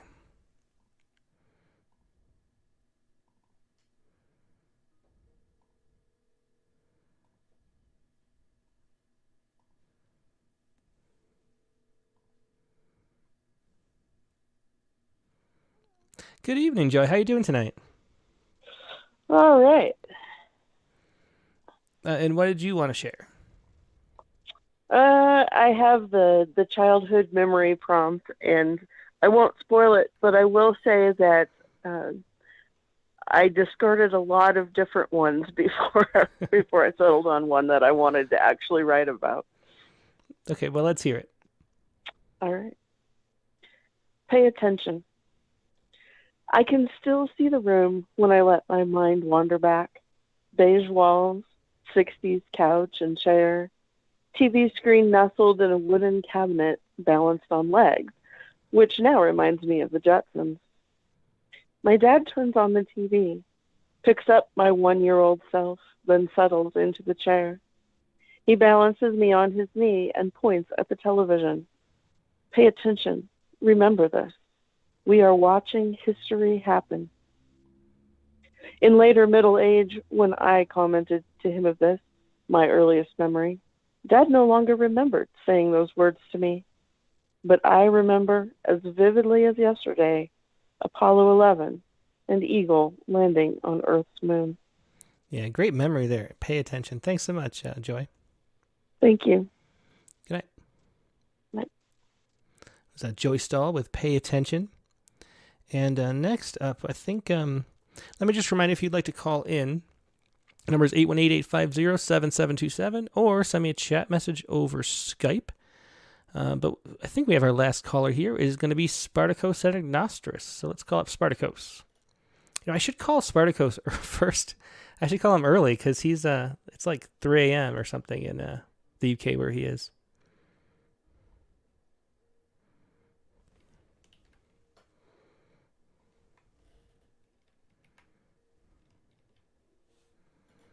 And maybe he fell asleep. I wouldn't blame him if he did.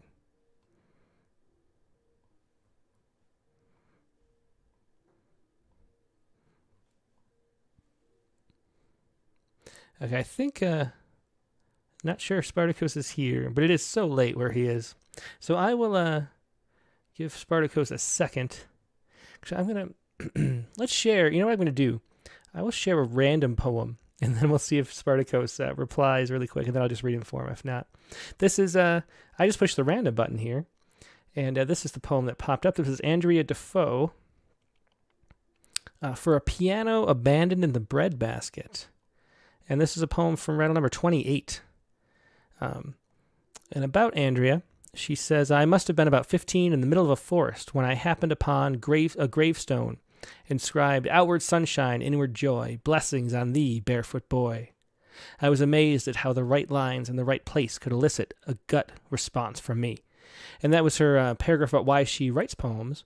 And here is her poem that we published in Rattle number 28, for a piano abandoned in the breadbasket. Perhaps it was too heavy for the horses to haul it all the way west, or something else just mattered more. Maybe someone was jealous of how the girl played it, as if sweet little veeries were flying out her fingertips, snow white of the new frontier. Maybe she hated it, but probably it was her favorite thing and alone Nights, nothing to smother the hollering silence, she rocked herself, and thought of her piano gathering snow, envisioned the prairie rodents catching their food between its wires, elk nosing the keys in a song so random they could only think of it like thunder. Maybe some Indian had found it and grasped its beauty, hauled it home to pay his dowry. But in the best of these dreams she was sleeping and the piano's legs came to life. This didn't frighten her. She'd always known her piano was alive, and worked its sunken heels out of the soil, began to march, then trot in the path of the last wheels to pass this way, till one wind-rattled night she'd hear a peculiar tap and find it there in the dark, waiting for her to make it sing. And that was Andrea Defoe with For a Piano Abandoned in the Breadbasket. And let's see. So Spartacus texted me. The internet connection just isn't good. Oh, let's call up, we'll do Caitlin Bucksbaum too. She just joined us too. But first let me read Spartacus's poem, then we'll talk to Caitlin.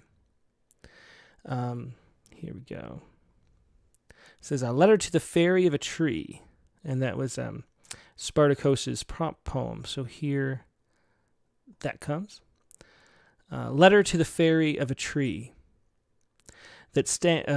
Beautiful fairy of a tree that stands near to the sea, you are my lucky tooth fairy. Your heart smells rosemary.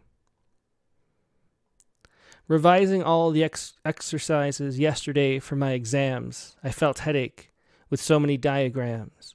But I knew my wish was more worthy than painkillers, because your tree was cocooned in silk, woven by caterpillars.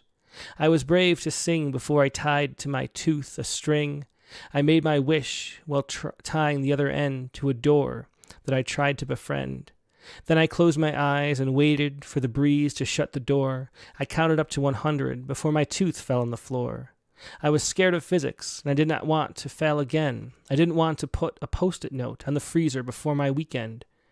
How to avoid explaining to my parents the bad news and ask for ice cream in a way that they could not refuse. Plus, I needed time for cycling in the mud to listen to the song of a frog on a water lily or a flower bud. My fairy, I promised not to fall in the swamp, and I promised not to return back by following a duck. Today, my little fairy scored 100%, and everything I knew was because of you. There's a little turn there at the end. Thanks so much for sharing that. That was Spartacus Anagnosterus once again with a letter to the fairy of a tree. And now let's call up Caitlin Bucksbaum. Says she's got something she could share.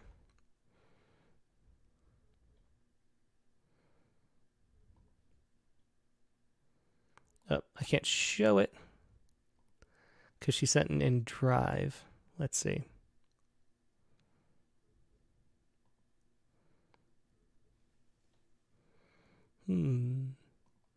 Okay, well, let's see. Try it again.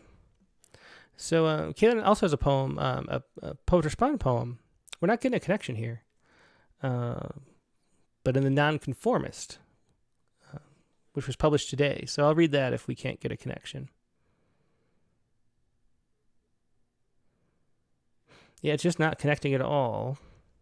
I'll make sure my stream's still running. Yeah, okay. Let's see. So, let's read this. This is Tessellation by Caitlin M.S. Bucksbaum. And this is the Nonconformist. Let me show you this on screen. This is, we accept cookies. This is the Nonconformist, the sharpest magazine around. And it publishes fiction, poetry, culture, interviews, reviews, listings, etc. And here's Caitlin's poem, Tessellation. Is there an explanation? She said it was a response-type poem. Here is Tessellation. This is Caitlin Bucksbaum. Unspooled by your gravity, each pliant thread of me is stretched across this grated plain, steeped in deep, drinkable air. You place the pins on the board to shape me. I pivot to meet you under the pressure of fretting fingertips. What constellation is made without crossing lines? Stars are gapless, but leave plenty of space to hide in the dark. Pull my satin strings a little tighter, dare me to snap. Believe this pattern was made to be broken. That is Caitlin Bucksbaum's Tessellation. Thanks so much for sharing that with us tonight. Caitlin, sorry we could not connect. For some reason, the phone was not answering. And the other poem, I would need access. See, you need access. I do not have access. So I can't do the other one. But that's all right. This is about a good amount of time for a show. Always a pleasure. Let's see. So let me make sure I'm not missing anybody before we hang up and call it a night. Okay. So, yeah, as I mentioned before, next week's guest on the Rattlecast is going to be... Oh, wait, no, before I do that, I keep forgetting. Before I do that, let's say the... Oh, here's Caitlin. Hey, Caitlin. So I guess something was going on. I couldn't get a hold of you. Are you there? Yeah, so I'm actually in the car right now, and we went through a dead zone because I was hiking earlier today. So I saw you read part of the tessellation poem. Did you read the other one too? I couldn't get to the other one because I don't have access to your, file sharing thing. Okay. Well, I could read it or or not. Why don't you just go ahead and read it? Go ahead. Okay, let me pull it up real quick since I'm on my phone. Hold on.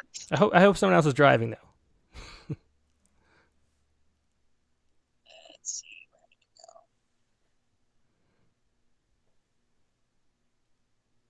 Okay, I'm trying to put you on speaker so I can hear you. Okay. Okay. There we are. Now I can hear you. All right. So this poem I probably should have read first because it's not as good. But it's called Memory, and it's from my third chapbook called Uneven Lanes. Okay, go ahead. Should I read it? Yeah, go ahead. The smell of powdered apple cider mix brings me back to a time I scarcely remember, and will likely forget even more as the years are added to my life. There's a cabin, small and clouded by a blizzard like I have never seen and have yet to experience since. A blanket of white so thick it makes you consider how long you might be able to hold it. A covering so sure it kept our ride home at bay for days. But it also showed me a glimpse of micro-life, maybe not scientifically, but positionally, as I observed that small white ermine dipping in and out of the snow, totally comfortable, unlike me, a human in oversized flannel, holed up where no animal would go, except in the absence of us. That cider-smelling, top ramen slurping time from my childhood, which brought my family food for the winter without my assistance, remains one of the fondest memories of my existence. And that's it. Excellent. Thanks, Caitlin. I loved hearing that. That was a good poem. Thanks. And I forgot to mention about the tessellation poem. I wrote that in response to one of the ekphrastic prompts. So the one with the strings. The okay. blue square. Yeah. Mm-hmm. Yeah. Well, I'm so glad I could find a home in another journal there in the Nonconformist. Yep. It's a great journal. So people should check that one out too. Yeah. Very cool. And that is nonconformist-mag.com. If anybody wants to find it, I should have mentioned that before. Thanks, Caitlin. Hope you had a good time hiking today. Yes, I did. Thanks for having me. Excellent. Yeah. Talk to you later. Bye. Bye. Okay. Yeah. So that was Caitlin. A little last poem from Caitlin Bucksbaum. And now we are going to put up the prompt for this week. And the prompt for this week is going to be right here. Not right there. Right here. Macro photography is the close-up, highly detailed photograph of small objects or organisms. Common subjects include an inchwing or a blade of grass. Write a macro poem. And then Megan put macro poem in quotation marks. So I think you can interpret that however you'd like. Maybe there's an unusual way to write a macro poem, or maybe it's just a ekphrastic type poem on a macro photography image. It'll be interesting to see how everybody interprets that and how I interpret that. I don't know what I'm going to do with that. But that is your prompt for this next week, written by Megan, as always. And next guest next week, again, is going to be Wynn Cooper. Wynn Cooper is the author most recently of Mars Poetica, but he's the author of a whole bunch of books. And, of course, he's famous for his poem Fun becoming a big Sheryl Crow, like platinum record. He's a poet I really love. It's a special Father's Day show too, I should have mentioned. It's just a coincidence, but his poem in Rattle is about his father. Next Sunday is Father's Day, so join us then. We'll do the prompt afterward, and we'll talk to Win Cooper on Rattlecast number 98. That is Sunday, June 20th, noon p.m. Eastern Time, the early slot next week, so be prepared. Noon Eastern Time, 9 Pacific, Rattlecast number 98. Hope to see you then. Have a great rest of your week, and we'll do this all again. Talk to you later. Bye.